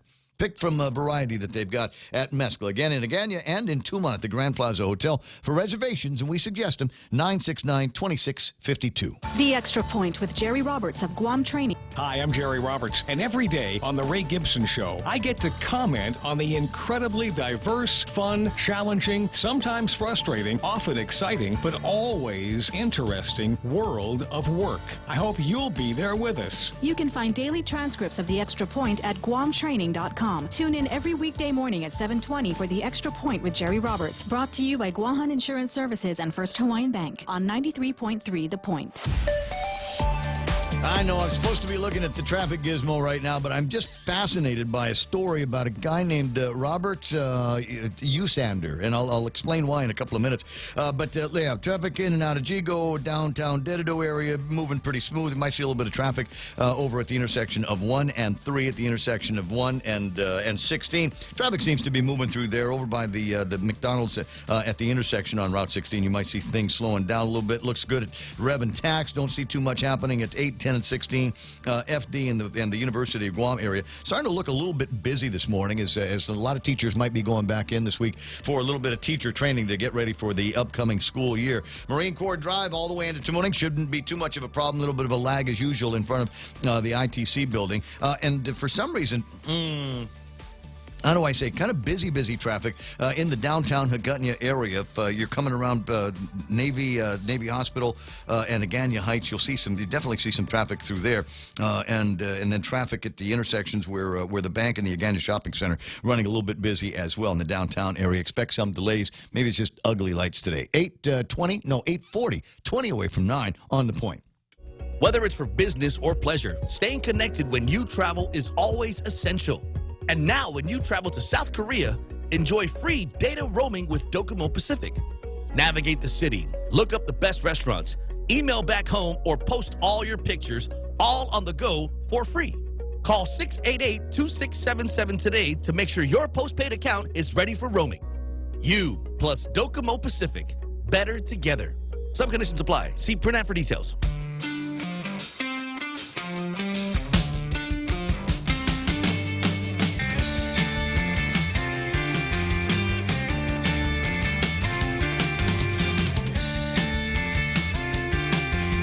There's a little bit of a buzz on Facebook Live over this plan coming out of the Trump administration that could kick something on the order of about 3 million people off the rolls of the food stamps. And some of you go, good, get a job, would you? Stop living off the taxpayers' free riders here. And this is interesting. What they're trying to do is to prevent people, and there's a bunch of Guam is included in this, by the way, where your eligibility for food stamps is based on your income solely. They don't look at anything else. If you fall into this category of total household income, you might be eligible for food stamps. And then nobody comes and checks your bank account. Nobody comes and checks your find out if you've got a Roth IRA or significant money stashed away somewhere, or perhaps significant land assets. Actually, that those questions are asked. I don't know that they are asked here. I don't know. Well, for the federal program, they have to be asked. So I'm telling you what the news story says about it's something on the order of 39 states, including D.C., Guam, and the Virgin Islands, where they just want to know about how much money you are making right now. And if you are under a certain amount of money, congratulations, here's your card. Yeah. And so there was a guy that tested this, Rob Undersander, a soft-spoken Minnesota retiree who was doing volunteer work for a nonprofit organization when he discovered one could apply for and receive Supplemental Nutrition Assistance Program benefits, food stamps, in a majority of states based only on income, not assets, no matter how wealthy the applicant. So he sprang into action, filled out an application for SNAP benefits as a way of performing a citizen's audit on the program. After he received his card in the mail and claimed benefits, he notified his local newspaper and numerous politicians. He ultimately testified about his experiences before the Minnesota legislature and last month, the House of Representatives. I've worked hard all my life. I've saved money. That's the way I was raised, to live off those savings later in life, he piously said in a video taped for the Right Wing Foundation for Government Accountability this year. As a result, he was even willing to out his financials to make his point, sharing, as he told his story, the fact that he possesses an individual retirement account, and a Roth IRA. It was a difficult decision to come out publicly and say that I am a millionaire. And so it's an interesting story, and as I said, federal government is now looking into some of these regulations and would make it so that if you had some significant assets, then you might not be eligible for food stamps. Yeah, as a matter of a disclaimer, my experience from that came many, many years ago when I actually had to apply for some benefits, and that was in Texas. Now, in Texas, they do things a little differently than they do other places. So they would look at your assets They and wanted say, to know. They wanted to know. They didn't want to know about bank account, but they did want to know about any investments, any sort of stocks, I mean, retirement savings, anything like that. Yeah. They just wanted to know. That wouldn't necessarily keep you from being able to get the benefits, because it really was based more on your current level of income and your family size. Yeah, and maybe it comes down to a question of, before you come to us asking for benefits, have you considered reorganizing your assets, maybe sell something off, maybe find a way to get a rental property going or something like that, so that you can maintain the same quality of life. I mean, otherwise,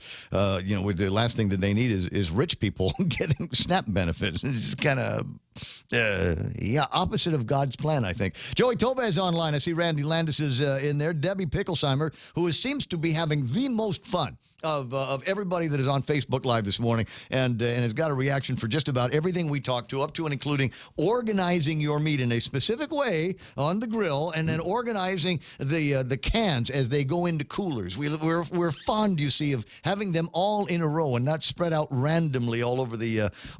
But I don't know if that's good for you. I don't think it's. I've seen people do it, and my brother refers to it as the Gov Guam method, where if you got 24 cans of beer, there's 24 cans all lined up, and then you put the ice on it. But it seems to me that prevents the ice getting to the ones on the bottom. And so you'd if you were doing it that way, this is the way I do it. I'd lay down a layer of cans, ice, another layer of cans, ice, another layer of cans, ice. See, I do it a little differently. I lay down a little layer of ice first, then put some cans, then ice. That way you've got it. But either way it works. Up and down. Yeah. By the time you get to the bottom, it's listen, all good. 10 minutes is really all it takes to get cases of beer all cool, or sodas or water. I guess I got to throw that stuff in every once in a while. Priorities. A buddy of mine met me at the beach yesterday. Said, "What you got?" I said, "I got 6 beers and 2 waters." He said, "Why'd you have 2 waters? Is there something wrong?" Where did we get to this morning? 8:46 in the morning. My buddy Art Pear is on the line from the Power Authority. Art Pre. Happy day. How you doing there, bud? Very good, Ray. How are you? Never better. Living the dream, as they say. That's great, Ray. It's a beautiful day on Guam, and the skies over here look really good up here in Fidian as well. Oh, I'm glad to hear that. Listen, people had been asking. I had Simon on the radio a little bit earlier today, and somebody was asking about off-island trips and things like that. Did you get a FOIA for that? No, I didn't. You did not? Okay. All right. Can you do me one? Just tell me how much traveling is going on at the Power Authority. I wouldn't have that record in front of me for right now, Ray. I think that was addressed at a higher level above me. Anyway, see if somebody might be able to get something out on that. Anyway, so you've got an event coming up, right? That's correct. Tomorrow on the 30th and 31st, there'll be what we call a vendor outreach. It's going to be managed by our procurement department. This event is from 9 to 11 a.m. It's going to be on the first floor of the procurement meeting rooms here at Fidian.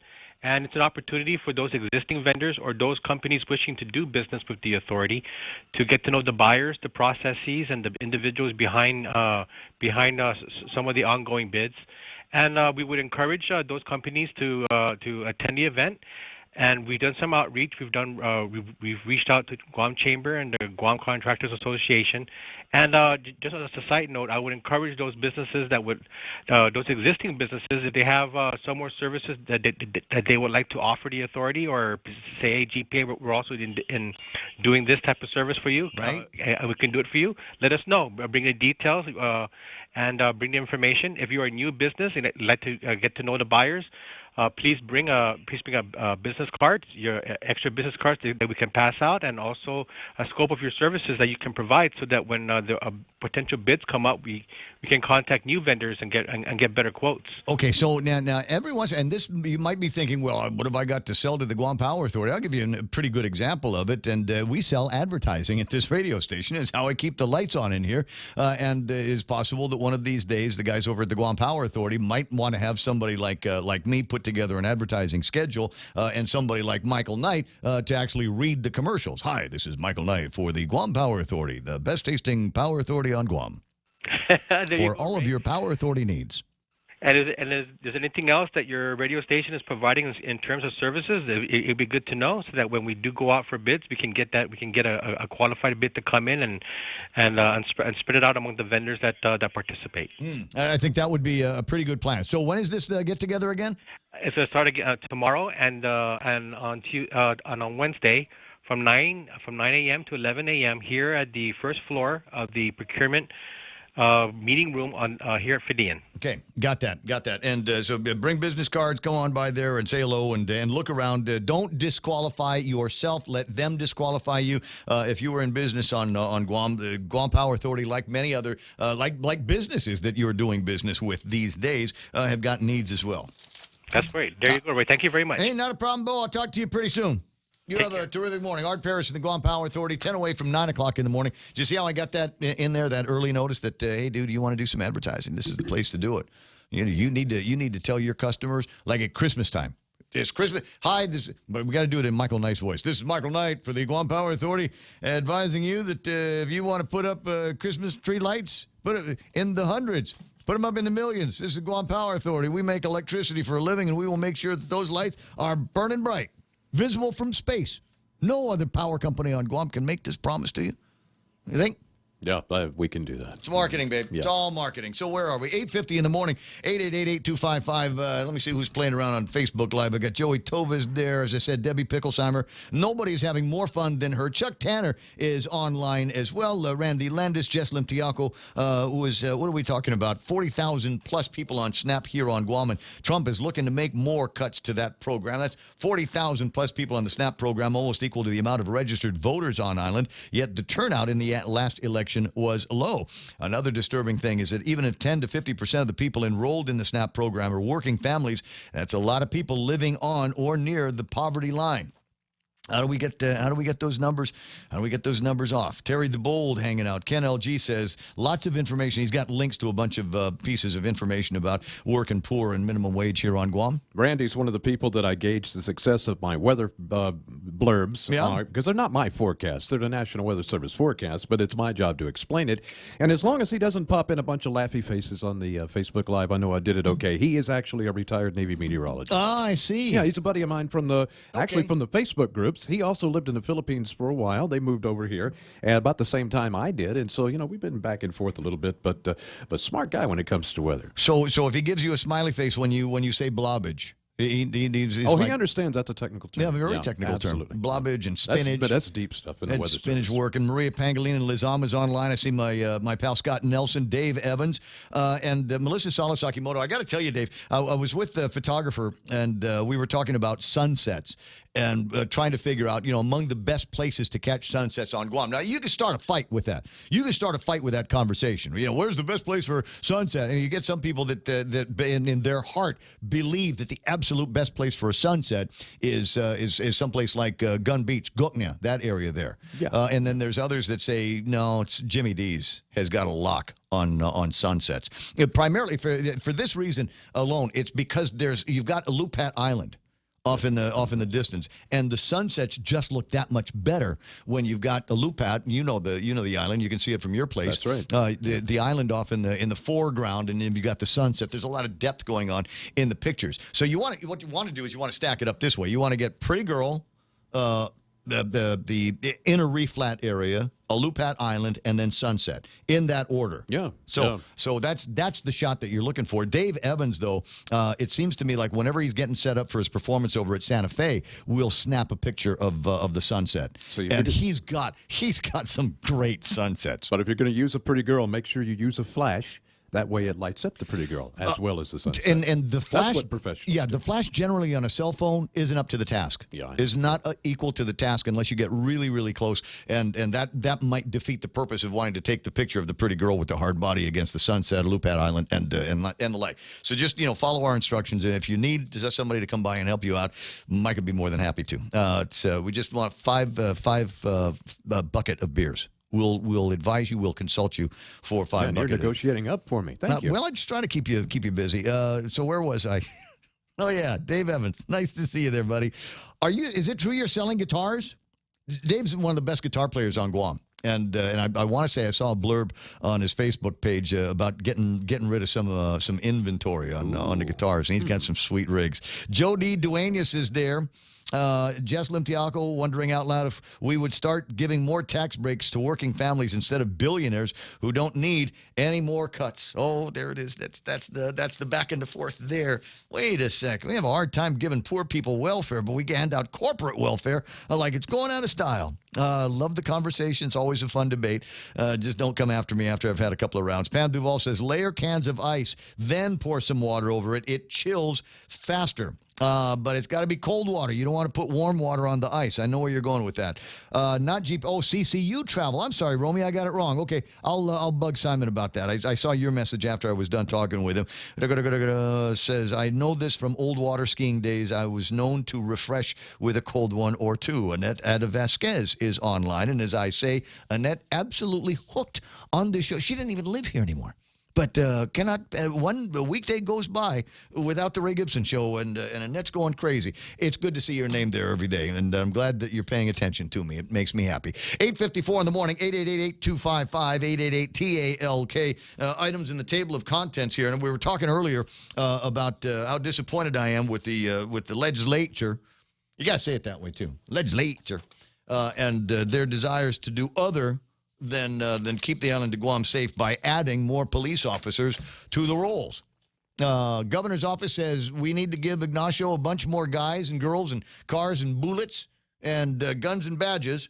So they added another $3-point-something million on their budget. Now, the legislature's budget is out, and it does not do Ignacio the same favors. And I am not happy about that.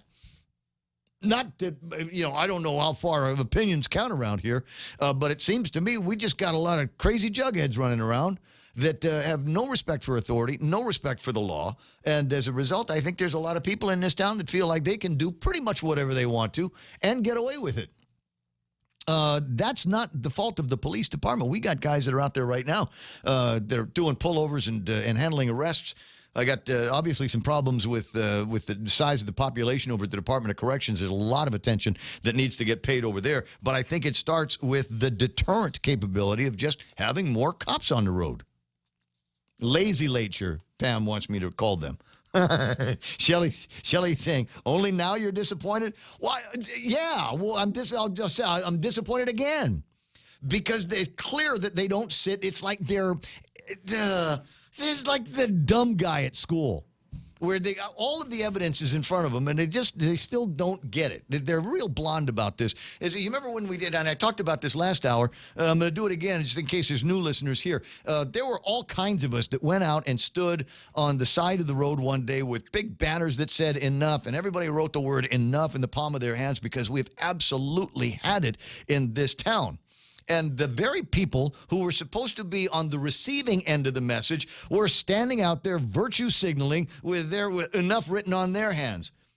That's what I mean by, and I want to say blonde, but there's so many blonde people that are listening right now, and they're just going to get mad at me. I just clueless, just absolutely clueless. Just what was ignorant. Funny about that is ahead of it, we in this very studio said, "Hey, don't do if that. You're part of the upper, the people we've hired to run this place, don't stand out there with the enough on your hand. If nothing else, walk down the street and acknowledge those that have it and tell them what you're going to do about it. But don't do it yourself because you're the one we're trying to talk to." Yes, you are the receiver of the intended message. Not the deliverer of the message. You were the one that's supposed to get it, and clearly you didn't. It's just being overcome with the virtue signaling and the selfies on the side of the road. That was the win as far as they were concerned, and I'm just sick of it now because it's clear that they don't have our best interests and the interests of at the very least the safety of this community. All we're asking for is a bunch more cops, and they're like, no.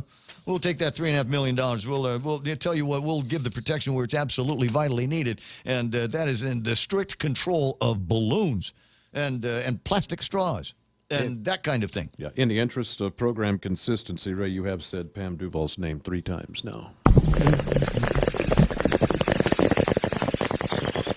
It's part of the format now. Just absolutely every single day we're going to make bong noise. 8:58. There we go. Quick, somebody taking a picture for another wasteful resolution. A. Camacho is hanging out. And Lady D says, stop. Shelley says, don't pick on the blondes. And Lady D says, yeah, because I'm a natural blonde. You are the opposite of blonde.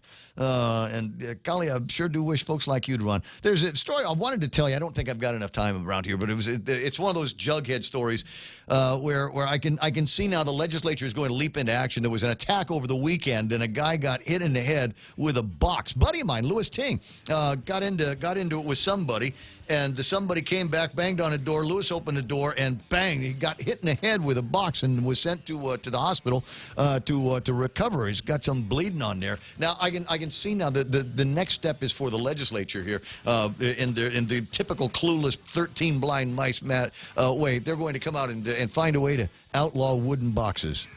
Those will hurt people. We need wood box control around here. Same way they want to take control of everything else. They have no business in controlling wages and things like that. 9 o'clock in the morning. And we'll talk about that some more in the next hour of the program. A small talk portion coming up after Fox News Live. Right here, 93.3. We are KUSG Agana.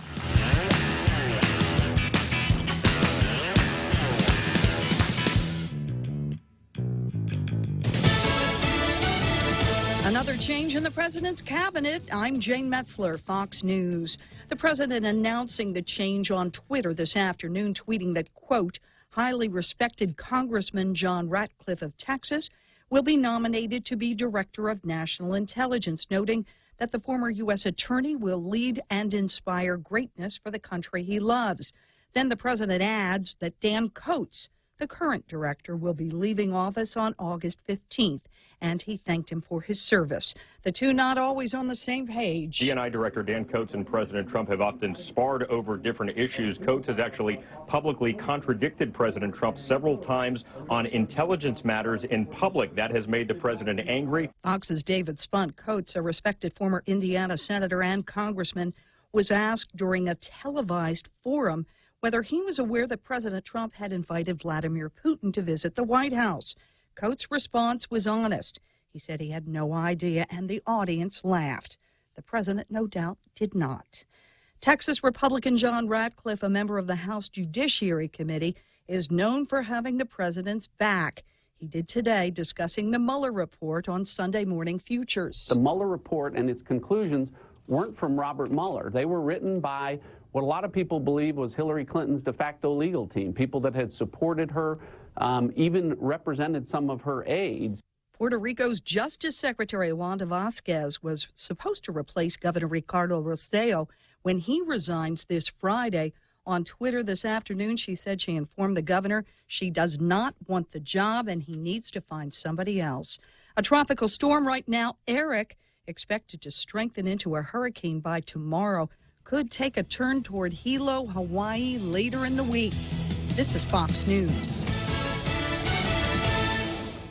Get a half gallon of Minute Maid orange juice for only $1.99 when you fuel up on $35 or more of premium high-performance fuel. Conditions apply. See stores for details. Circle K. Take it easy. Get a half gallon of Dairy Gold milk for only $1.99 when you fuel up on $35 or more of premium high-performance fuel. Conditions apply. See stores for details. Circle K. Take it easy. Get a $7 meal for only $1.99 when you fuel up on $35 or more of premium high-performance fuel. Conditions apply. See stores for details. Circle K. Take it easy. The summer of Jeep, Compass, Cherokee, Wrangler, Cars Plus, and Mighty.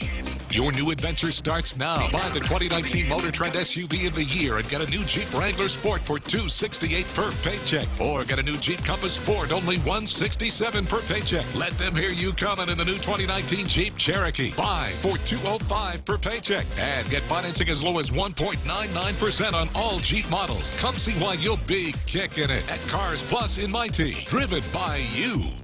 Sadly, the search apparently over for a missing 2-year-old boy from Medford, Oregon.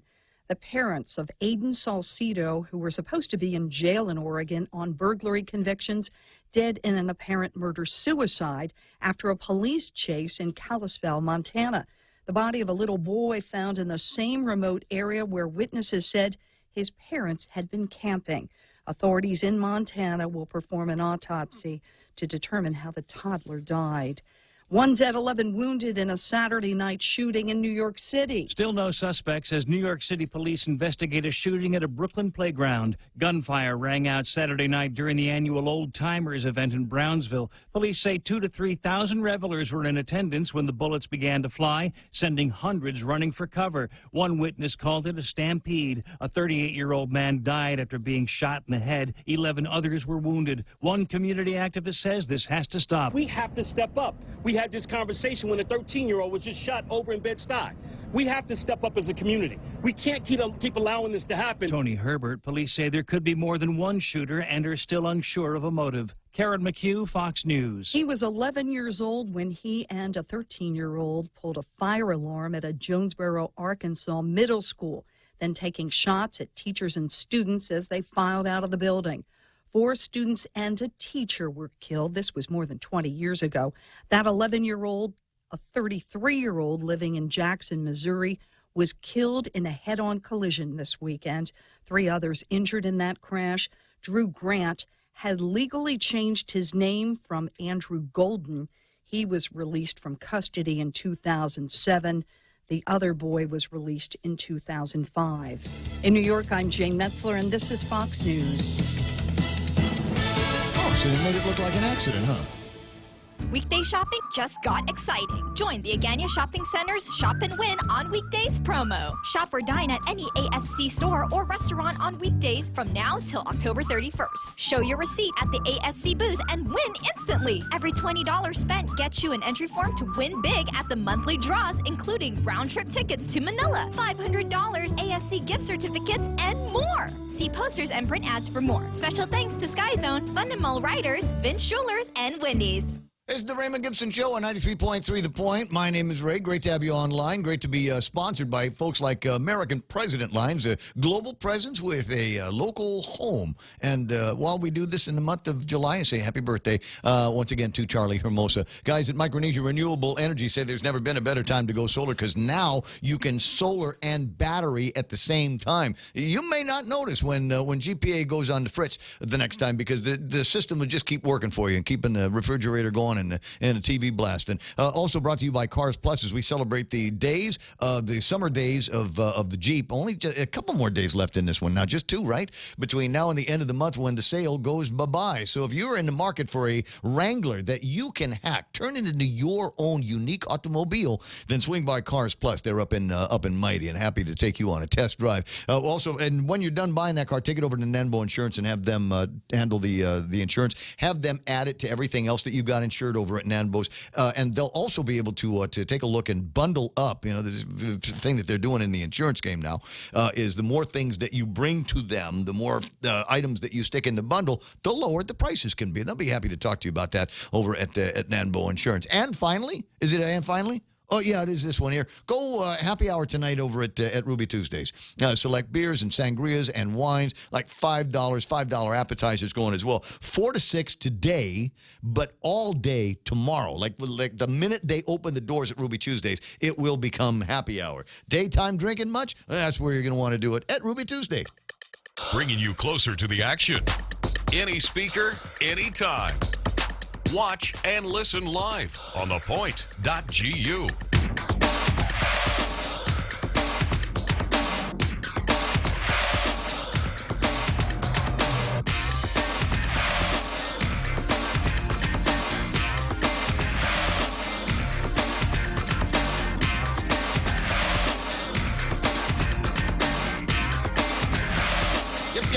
Yep. All right, last hour of the program, 888-825-5, 888-8255, or hit me on the WhatsApp, 988-5874. That's 988-5874. I'm going to see if I can send myself a copy of that picture again. I've been messing around with the panorama setting on the cell phone and got a really, I thought, a nice shot of the beach side yesterday. And what I thought was most interesting about it was the fact that it showed off the almost schizophrenic bipolar nature of how weather can be here on Guam. If you look at one side of the panorama, you've got the clear blue skies out over the Pacific, and then if you turn your head just a little bit, if you change the VR position on the phone, and I believe I posted this up on Facebook. So if I'm unsuccessful getting the picture online, then you should be able to go to Facebook and see it as well. And besides, I'm not sure to what degree the panoramic nature is going to show off on, it just on shows Facebook the whole Live. thing. So there it is, the whole image there, and you can see the corner off on Gun Beach. Which is where the more attractive people will be. I think you've noticed this. If you've ever gone and done your bathing over in the Gun Beach area, usually the hottest people are on the far side. Yeah, since the incident in '86. Yeah, absolutely. When they found those. Yeah, it's hard to talk about on the radio without getting misty. And then, so you got that part over there, and then there's this beautiful blue hue in the sky, and then pretty soon you make your way over to the south end, and I think I am able to pan around on this stuff, and it's that image there that gets your attention because it was this big, massive kind of system that was coming through. Yeah, you took that picture about 5 minutes before the sky opened up over my apartment.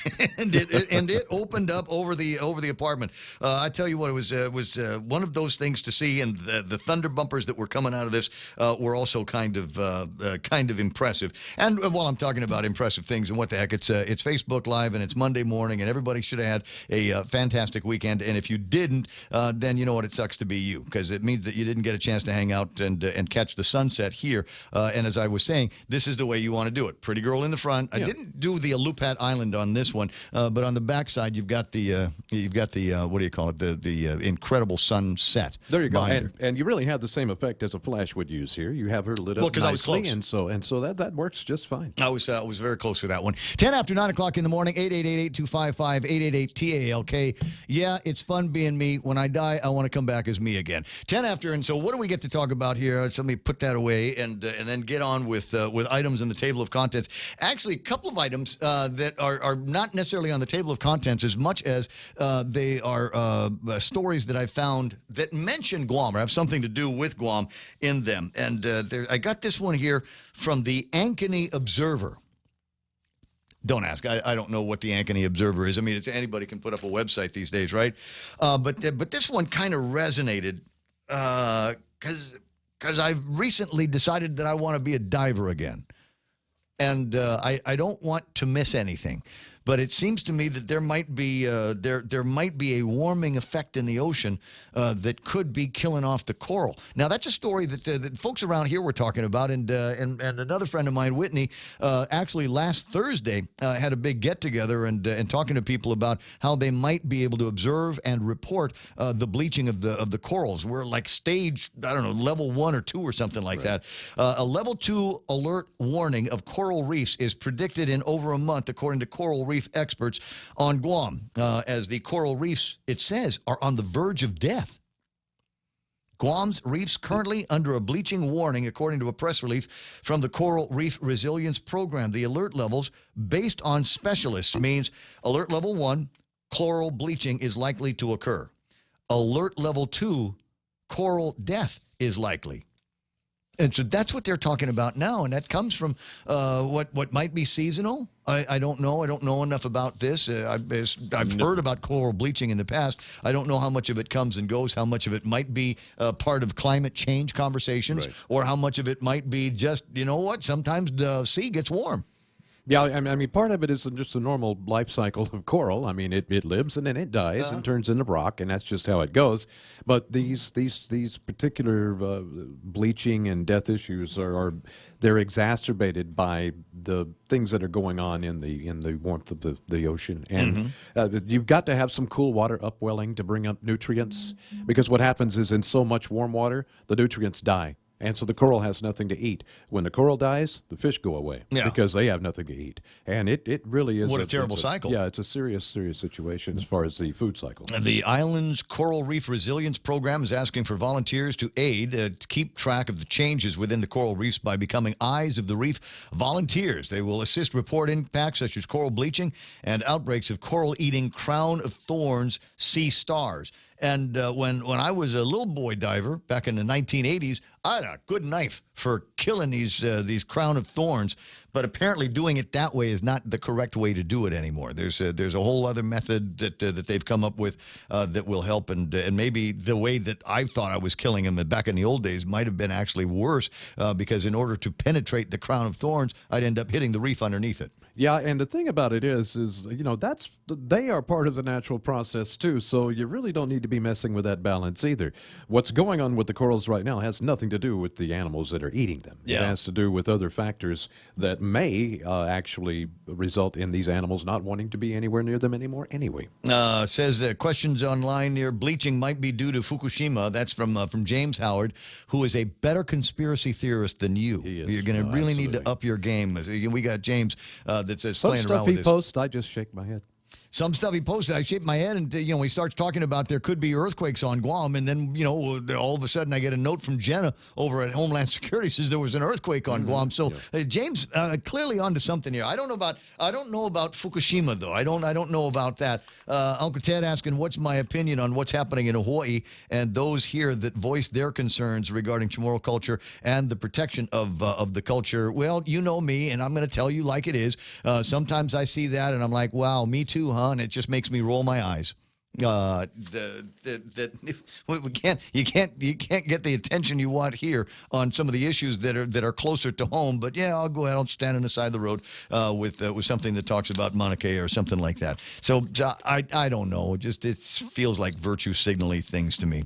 Where coral reef experience very heat, water, and calm hot weather, corals turn into stress and eject the tiny crops that stay inside them, according to the press release. There's some interesting rewriting going on here. Usually these plants, referred to as algae, present corals with lots of the energy they need to grow. Nevertheless, when temperatures rise, the algae become toxic to the corals. Corals which have lost their algae seem bleached as a result of the algae. Give healthy corals their bright colors. If temperatures stay very high, many corals could die. And I'm going to stop reading this because it looks like it was translated from English into Portuguese and then back to English again. Oh, that's rough. That's a rough one. Yeah. Portuguese is like no other language in the world. Exactly. So I'm not so sure about that. What was that? There's the way it's been described to me about Portuguese, like a drunk Frenchman trying to speak French or trying to speak Spanish is how it's been described to me. 9:15 in the morning. So you got that. There's another story that I thought was going to be interesting, and maybe for people that live up in Gigo that wonder what it is that is occupying your mayor's brain. Apparently, well, it ain't trash and litter. Apparently. The story in the front page of today's Guam Daily Post, stray dogs may leave Guam open to rabies.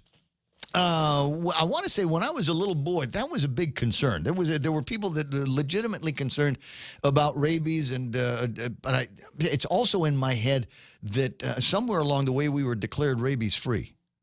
Because I remember being scared off from neighborhood and boony dogs when I was a kid because they said, don't let that dog bite you. Otherwise, you're going to have to get rabies. And if you get rabies, then you have to go get those rabies shots at the hospital. Yeah. And they use a needle that's a foot long or something stupid like that. It was really was a concerted effort on the part of Hawaii and Guam to render these islands rabies free. And both are at this point.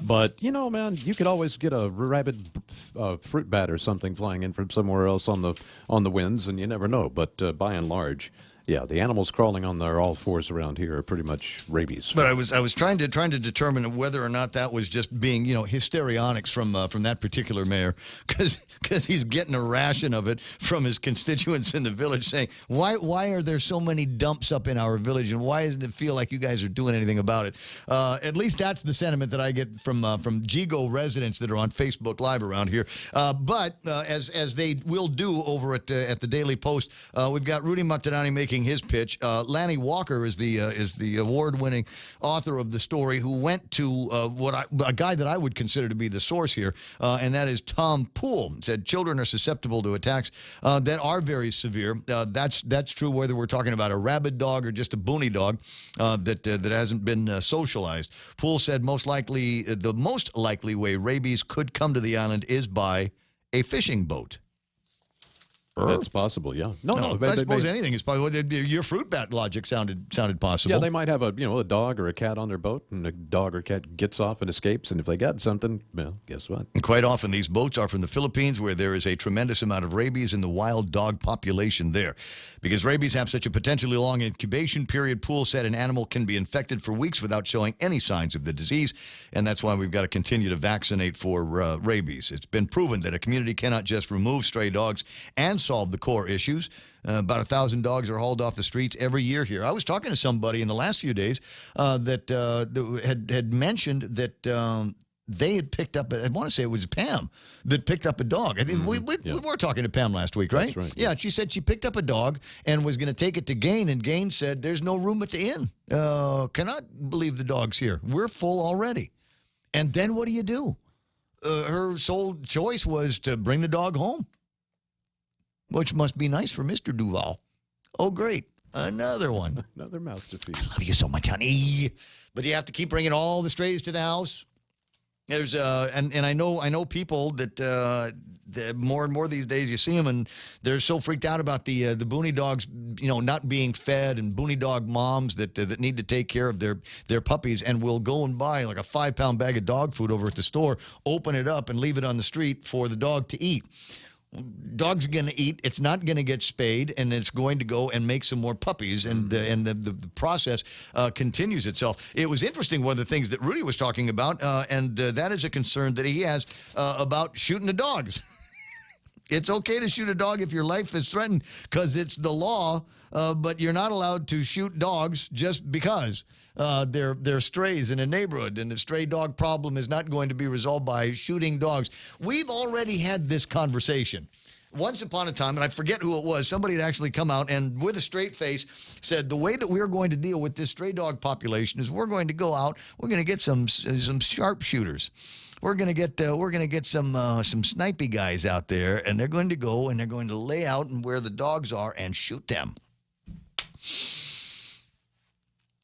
And I thought, no, you're probably not going to be able to get away with anything like that. Just the mere mention of that being an option, as you might imagine, got some of the dog lovers out here up and in arms. No, we're not going to sharpshoot dogs. There's that concern, and then there's what happens if the dog moves and the little kid behind the dog, or somebody in the next house over gets dispatched instead of the dog. So I think they quickly thought about that and said, yeah, that's not going to end up being a good idea. I don't know what the solution is. They're talking about a solution that would end up being very, very long term, and that is just round up every dog that you can and cut out the baby making parts from the inside of it, and do the same thing with a mandatory spay that you would do even on the dog that comes to my house. Is there a program funded by the legislature for that? Because if not, there should be. There should be some money set aside for a spay and neuter program, and then just have the van go around up and down the streets. Well, when they had that big snip. spaycation thing that just ended in the last few days. Yeah, Sandra De Leon Guerrero, she's got the emoji of somebody holding their hands over their eyes, like, you got to be kidding. Shoot the dogs, why not? Yuka at Genova online. I see Director Cho is finally joining us this morning. Late start, 9:21, and the Ray Gibson Show on 93.3. The Point. A few of the other amusing stories that I've got to tell you about today include another story you'll find in the Daily Post about them wanting to open up a commissary at the Department of Corrections. They don't currently have such an animal. Really? Yeah. I've never even heard of that. A commissary in the prison? I mean, I've never heard of not having one. Yeah. Most prisons have one, or at least they have that service where you can order stuff and have it brought in. Right. As opposed to having friends and family bring in things that may contain some kind of a contraband or that doesn't get inspected properly. So we want to make sure that the only thing that we are going to have, if the guy needs, I don't know, I was going to say cigarettes, but you're not allowed to bring cigarettes and cell phones and things like that. But if you get your Playboy magazines, or do they still print that? I don't think they print it anymore, right? Man, I have no idea. It's sorry, didn't mean to put you on the spot. It's been a really long time. Where's I just Men's have Bar? no It's idea. right next to Club USA. Okay, Yeah. so trying to figure out which way I want to make my eyebrow go up. Because visual radio, don't you know? What was I saying? I was talking about because they don't want to have people bringing in items that may have contraband in it. So we'll control this by bringing in a vendor. So now it's going to come down to let's go find someplace where we're going to put this commissary, and then we'll find a vendor to actually take care of the vending. And what do you suppose? I'm serious now as I ask this question. Outside of cigarettes, cell phones, and Playboy magazines, what else do you suppose these guys could get? I mean, some guys want to be able to maintain shave their face every day, certainly brush your teeth, and I have to imagine that those are not things that are provided by the government. I would imagine that many of the things that you would need, quote, from the inside are items that would need to be brought by a member of the family, bought and provided by a member of the family. Talcum powder, on those hot, muggy days inside the prison in the joint. because prickly heat, it's got a to real be a thing. Got to be a thing. But what other items? And I'm asking this out loud. And some of you on Facebook Live might be able to provide me with some idea of what it is that they need to have. Chris Chip already commissary in prison. Oh hell yeah, why not? The only problem is nobody gets sentenced to prison.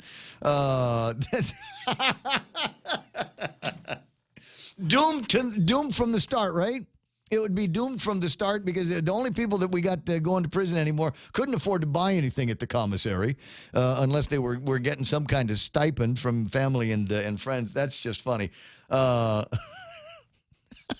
And that's generally how it works in other places. But nobody makes a good point. He makes a good point. We're not sending people to prison anymore in the same kind of numbers. It doesn't matter that we've got guys that are clearly guilty of perpetrating some kind of, including people that used to work at the Department of Corrections, who aren't going back on the inside as a result of more lenient treatment at the hands of the criminal justice system.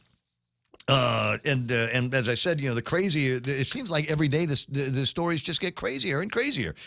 There's this one here on or about 27 July at 2:27 in the morning. And what's the code? The code is nothing good happens after midnight. At approximately 2:27, officers responded to a report of an assault at Somerville residence along El Dorado in Tamuning. Upon arrival, they met with Peter Yan, who stated that his friend, Louis Ting, had been assaulted by their neighbor with a wooden box.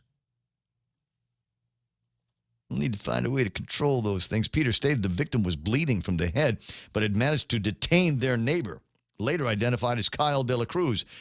Till police arrived, officers found the defendant and victim and secured the defendant in handcuffs. Mr. Ting stated that he and Mr. Yan were in their apartment when they heard a car alarm. They went outside and found the defendant highly intoxicated, parked next to the car that had its alarm activated. When they told the defendant to go home and sleep, Kyle, go home. You're drunk.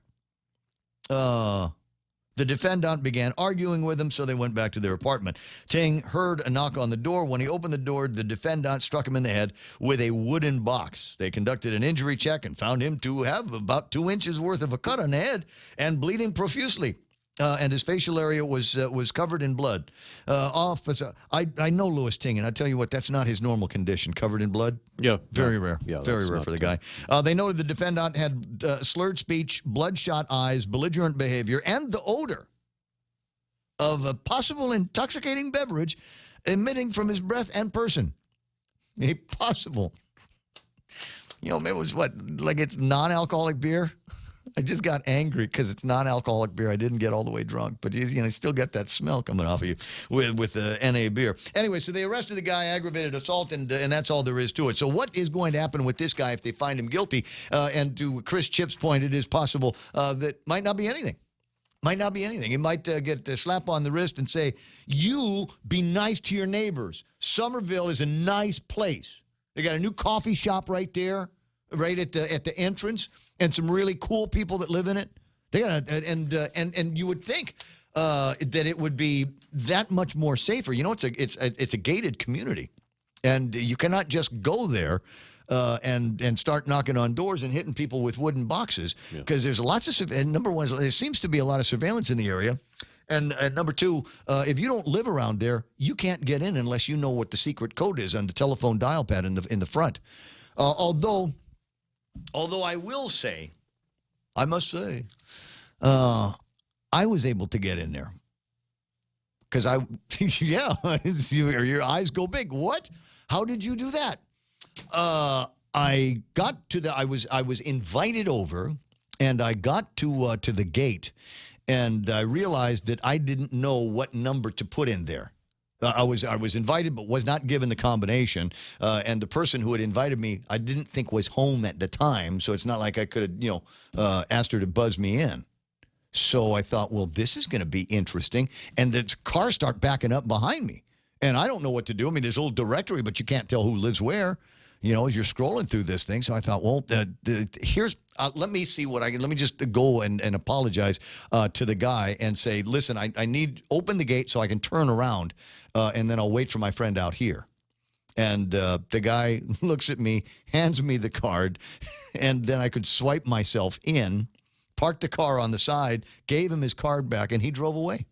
Meantime, here I am on the other side. I am now in the sterile area, as it were, with no business being on that side.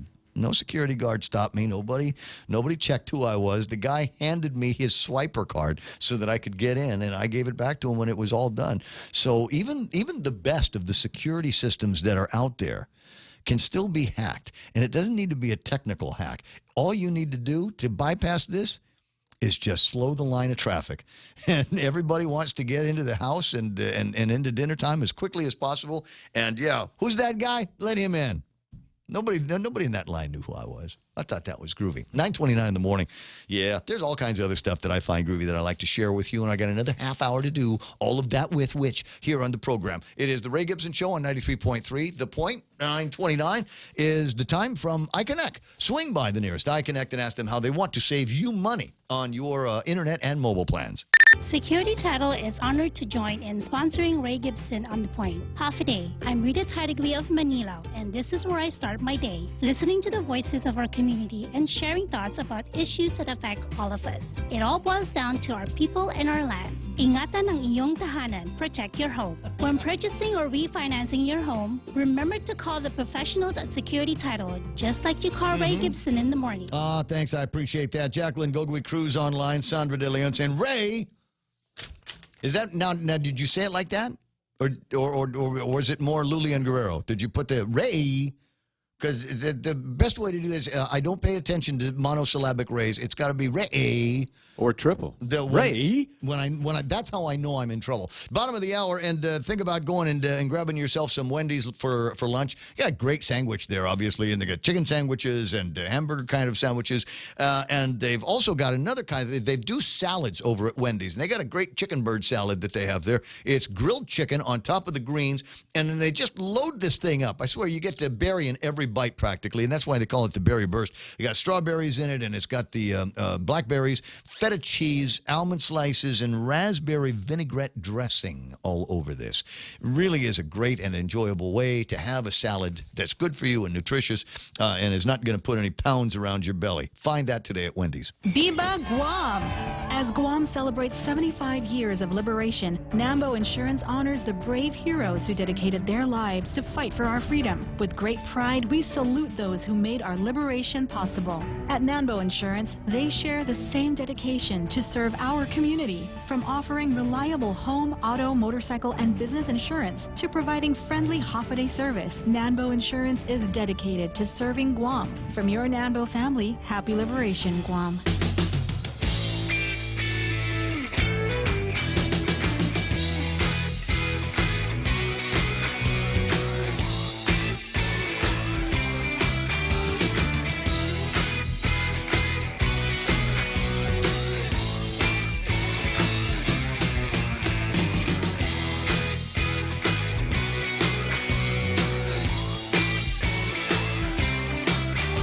Nice. 9:32 in the morning. Sunset tonight. What did we say it was going to be? 6:49, and maybe a different weather pattern today than yesterday. And that was something me and my buddy were talking about. Is we were looking at the sun go down, and you've got kind of a pre-sunset, the actual sunset, and then the post-sunset. And the question that he had was, I wonder if everybody else in the world gets groovy sunsets, or is there something special about the weather patterns that we have here on Guam and the way that clouds get generated at certain times of the year that create kind of and we've been lucky this year, it seems, or maybe I'm just noticing more this year, the kind of sunsets that we have. Is there something weather-wise, Mike, that we're doing right that gives rise to these spectacular images? Not necessarily. I mean, anywhere you live on Earth can have really nice sunsets. It's just a matter of it happening. But ours are the best, though, right? We do okay. We do okay. I've spent some time in Hawaii where you can really have some nice ones there too. So we have our fair share. I would say by and large we have more per year than many other places. More nice sunsets. But I'm not sure that ours are any way.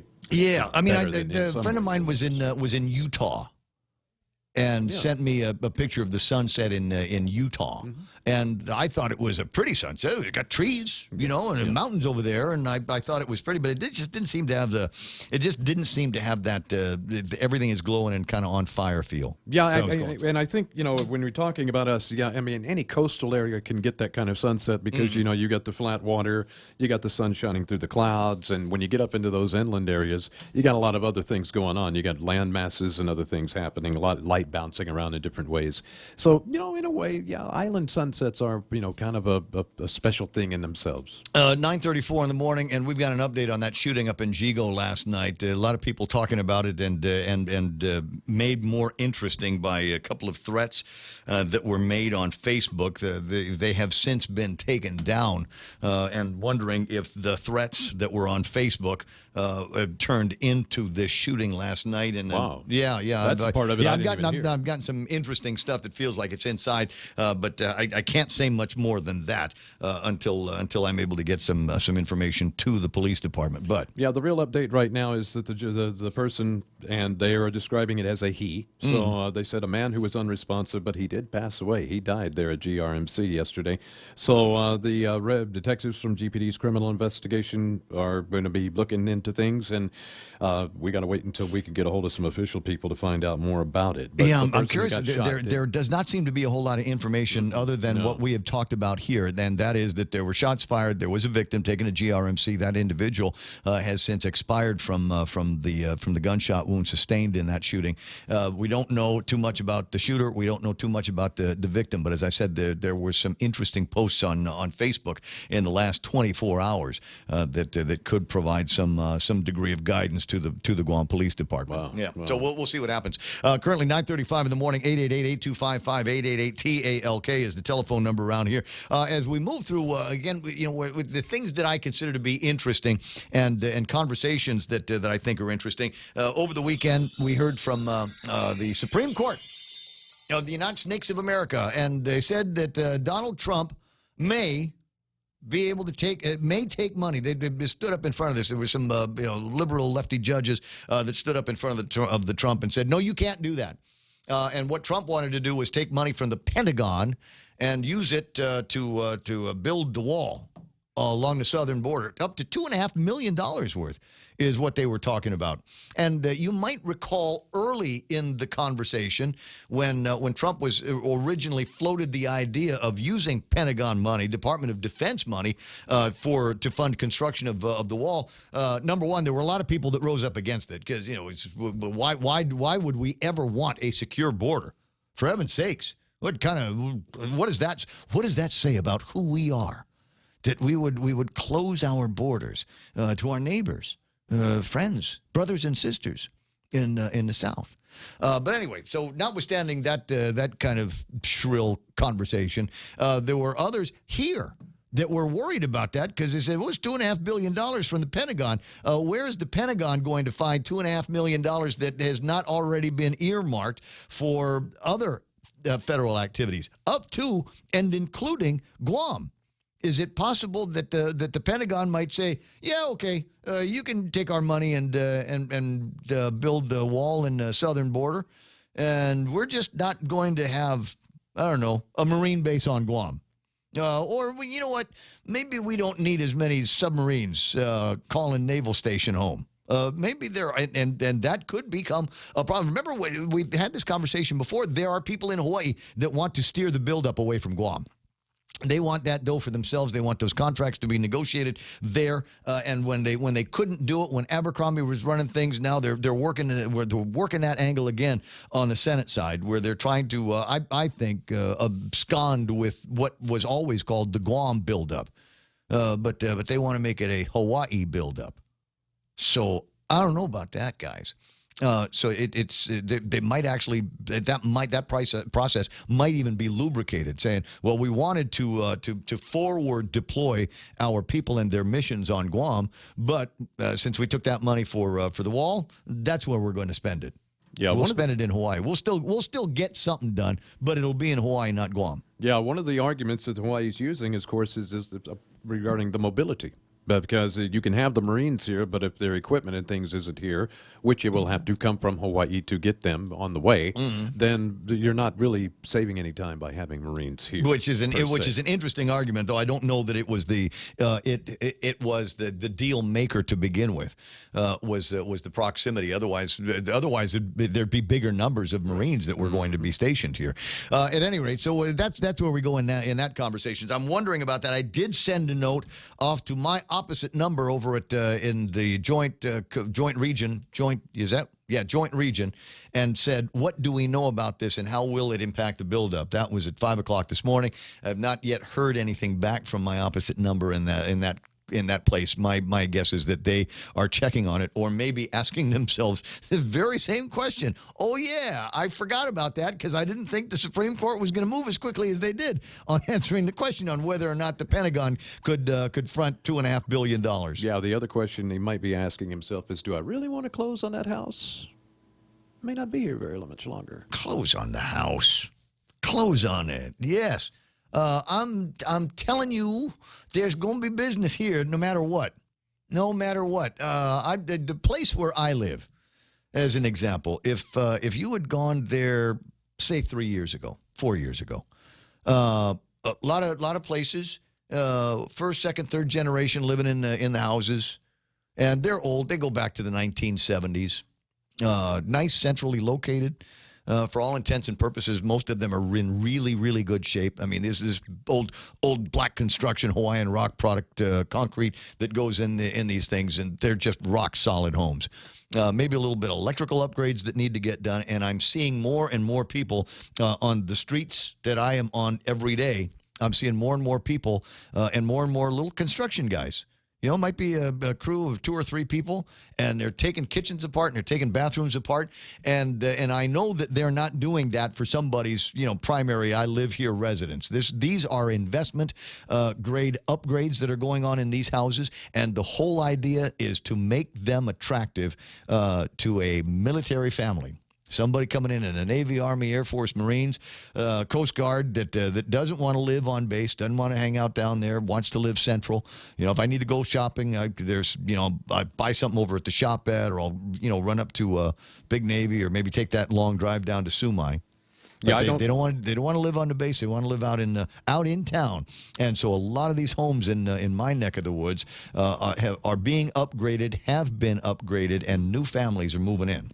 Yeah, at a clip of about $2,250 a month, yeah. Which I don't blame the homeowners. I mean, you own a piece of property. Certainly, you want your maximum return. Well, that's what you build for. But frankly, the military has just put it to where a guy like me cannot afford to live in a decent place. Can't find it, and that's the thing. So a lot of people are going to have to try to figure out, and we had this conversation on more than one occasion, is to try to figure out how you can bring that upfront investment down. I mean, if you're going to build property, you're going to build property for maximum income and an opportunity to create a larger margin. If I needed to build an apartment building, then $600 a month, $700 a month worth of rent means that I'm going to have an awful long payback time to the bank and may never see a profit on that property. But there's guys that are trying it out, maybe working with the federal government to see if there's any kind of grants that they can get. We talk regularly with a guy named Carlos Camacho, and it is about time for us to have another one of those conversations with him to find out what else is being done, what other gifts that we can get from the federal government that will help bring the cost of the loans down, maybe help offset the cost of the materials, maybe some changes in the materials that we use to build homes. Like I said, place I stay in was built in 1970, 71, and they made them out of concrete. The idea was that this thing needs to withstand typhoons. Not just typhoon resistant, but typhoon proof as much as possible. Is it possible in 2019 that there are materials that are just as strong as concrete, but don't cost as much as concrete? Maybe easier to use. Maybe easier to use in construction. I know that they're doing some interesting things with styrofoam among them. And it wasn't that long ago that I was looking up something in the land of CBD where they're talking about a hemp-derived product that is as strong as concrete. Yes, but it's as strong as steel. Actually, you could be making car bodies out of hemp, and it was done once. Henry Ford actually made a car out of hemp, and the body parts, mainly the outside, it was great because it didn't dent, but it reflected the bangs and all that stuff just like a piece of metal. Absorbed it, yeah. And that's among the reasons why hemp and hemp-derived products many years ago were basically taken off the market because everybody wanted it to be associated with marijuana, which was bad. That was hippie.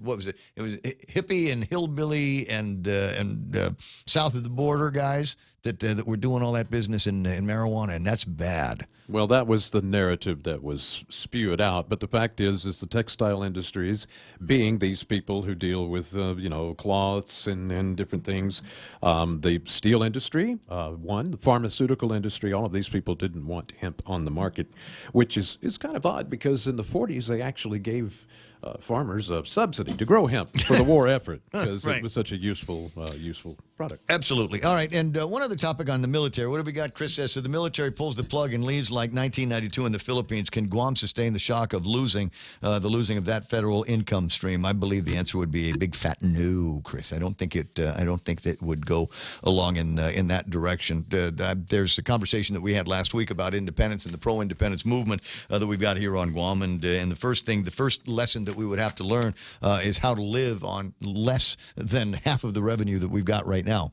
Because there's a whole lot of dough that comes in and posts to the government's bank account that comes from the federal government of the United States. There's another interesting story. As I said, I like to look at the newspapers around here and the newscast for great stories about Guam. But every once in a while, I'll find something that refers to Guam that ain't in regular local media, like this.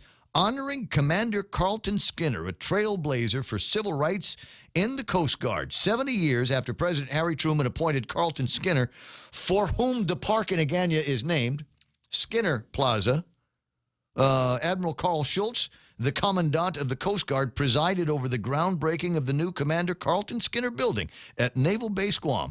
The building will support 3 new fast response cutters, replacing the 210-foot Island-class cutters currently stationed in Guam as the Coast Guard continues their effort to modernize the fleet to better respond to ever-evolving and interconnected global maritime transportation system. There's a couple of interesting asides in here where they talk about Carlton Skinner, and remind me one of these mornings, because Carlton Skinner's name is now on a building at Navy, I'd be interested to talk to somebody that actually who admired Carlton Skinner as much as these coasties do here, and that would be former Governor Carl T.C. Gutierrez. Who every once in a while, I want to say that if I mispronounce it and refer to it as Skinner's Plaza, then he'll say, no, Skinner Plaza, and it's named after a guy that used to be the governor of Guam, and apparently, has got some interesting stories from him. The fast response cutter, I think they're making 2 stories out of one. Fast response cutters Oliver Henry, Myrtle Hazard, and Frederick Hatch are scheduled to arrive in Guam over the next 3 years. Oliver Henry is recognized as the first African American to successfully make the transfer from steward's mate, basically a guy who works in a kitchen, to motor machinist's mate, and may very well have been the steward's mate Skinner had referred to in his interviews. They had both served aboard the Northland together in the Greenland patrol. And there's a story about how Skinner got in front of somebody's request that was denied because of his African-American heritage. And Skinner got in front of that and said, no, that's not right, appealed it multiple times, and finally got the guy into a new grade. So that's why they're referring to him as a trailblazer for civil rights in the Coast Guard. And Carl Gutierrez tells some interesting stories about cool things that Carlton Skinner did on Guam for Guamanians at the time. So we'll see if we can line him up for a conversation before too much longer. Speaking of Navy, a little bit more. Is it in this one? Wait first. There's the story. This one also involves Guam. A U.S. nuclear-powered attack submarine is visiting a South Korean port amid heightened tensions following North Korean missile tests. Did you get that blurb from Jenna last week? And it's one of those things, it almost scares you when you see it, because it doesn't, there's no preamble on it. It just says there's no threat from the North Korean missile launches. What? Huh? What North Korean missile launches? Are these scheduled? Were we timed? Were we notified? How were we notified? Who told us? And what are we supposed to do with this information now? At any rate, so they had some North Korean missile tests. About the same time, the USS Oklahoma City arrives at the southern port of Busan on Thursday to replenish supplies and give the crew some time to break, which is nice. Now, you might not know it, but the USS Oklahoma is home ported here. These are our guys. That's our sub. To whatever degree you take possession, whatever ownership you take of these kinds of things. But I thought it was an interesting story. Pulled into Busan, reportedly scheduled to depart next week, but they'll never tell exactly when it's going to be moving out. Port call came on the same day that North Korea launched 2 missiles from Hodo Peninsula near the northeastern coastal town of Wonsan. The LA-class sub is the second U.S. Navy ship to be named for the U.S. city of Oklahoma. It was commissioned in July 9, and his home port is in Guam, USA. And then there's a picture of the ship, of the actual submarine pulling into Busan or someplace like that. So I thought that was an interesting story, and I'll tell you why. Because there are these tensions. Obviously, the tensions between North Korea and South Korea, and just tensions in the region. If you have been paying attention, you would note that there seems to be more stories about the Chinese and the Spratlys and the Paracel Islands, what they refer to as the first chain. And the Chinese, as far as they're concerned, that's their first chain. So when little upstart countries like Vietnam and the Philippines start going, no, you got to move. We're not doing ocean drilling here. You need to move that platform back into your own waters. And the Chinese say, or what? You got the other ones that go fishing boats. And they're now fishing in somebody else's territory, and the governments of those countries are saying, you need to get your fishing boats out of our waters. And the Chinese say, or what? What are you going to send in an aircraft carrier? And they did. And the Chinese say, oh, that's great, because we've got a piece of equipment in our arsenal that will take out an aircraft carrier. You may not even see it coming. It's one of those, what do they call it, asynchronous weapon. They've got one, we don't. And so it will be very, very interesting to see how we are able to stabilize that region, because right now it feels like it's getting to be very, very unstable. We know that the North Koreans are working with the Iranians, and who are the Iranians fighting with in the Gulf? Britain and the United States. Mm-hmm. Britain and the United States. So it's you keep your fingers crossed that this doesn't become one of those Big Bang situations. If it does, World War III will probably get started in those islands. But the good news is it'll only last about a half hour.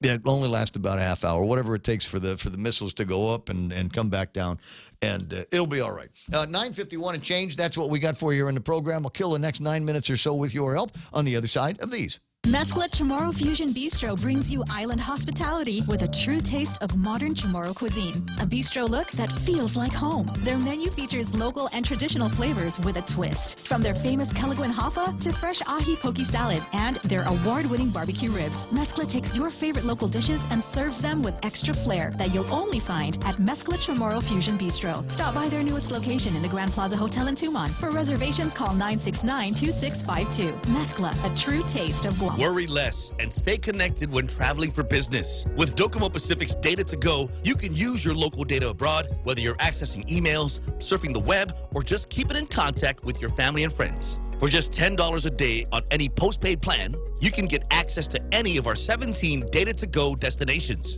Don't wait. Call 688-2677 or email businesssales@DocomoPacific.com to make sure your account is data-to-go ready. You plus Docomo Pacific, better together.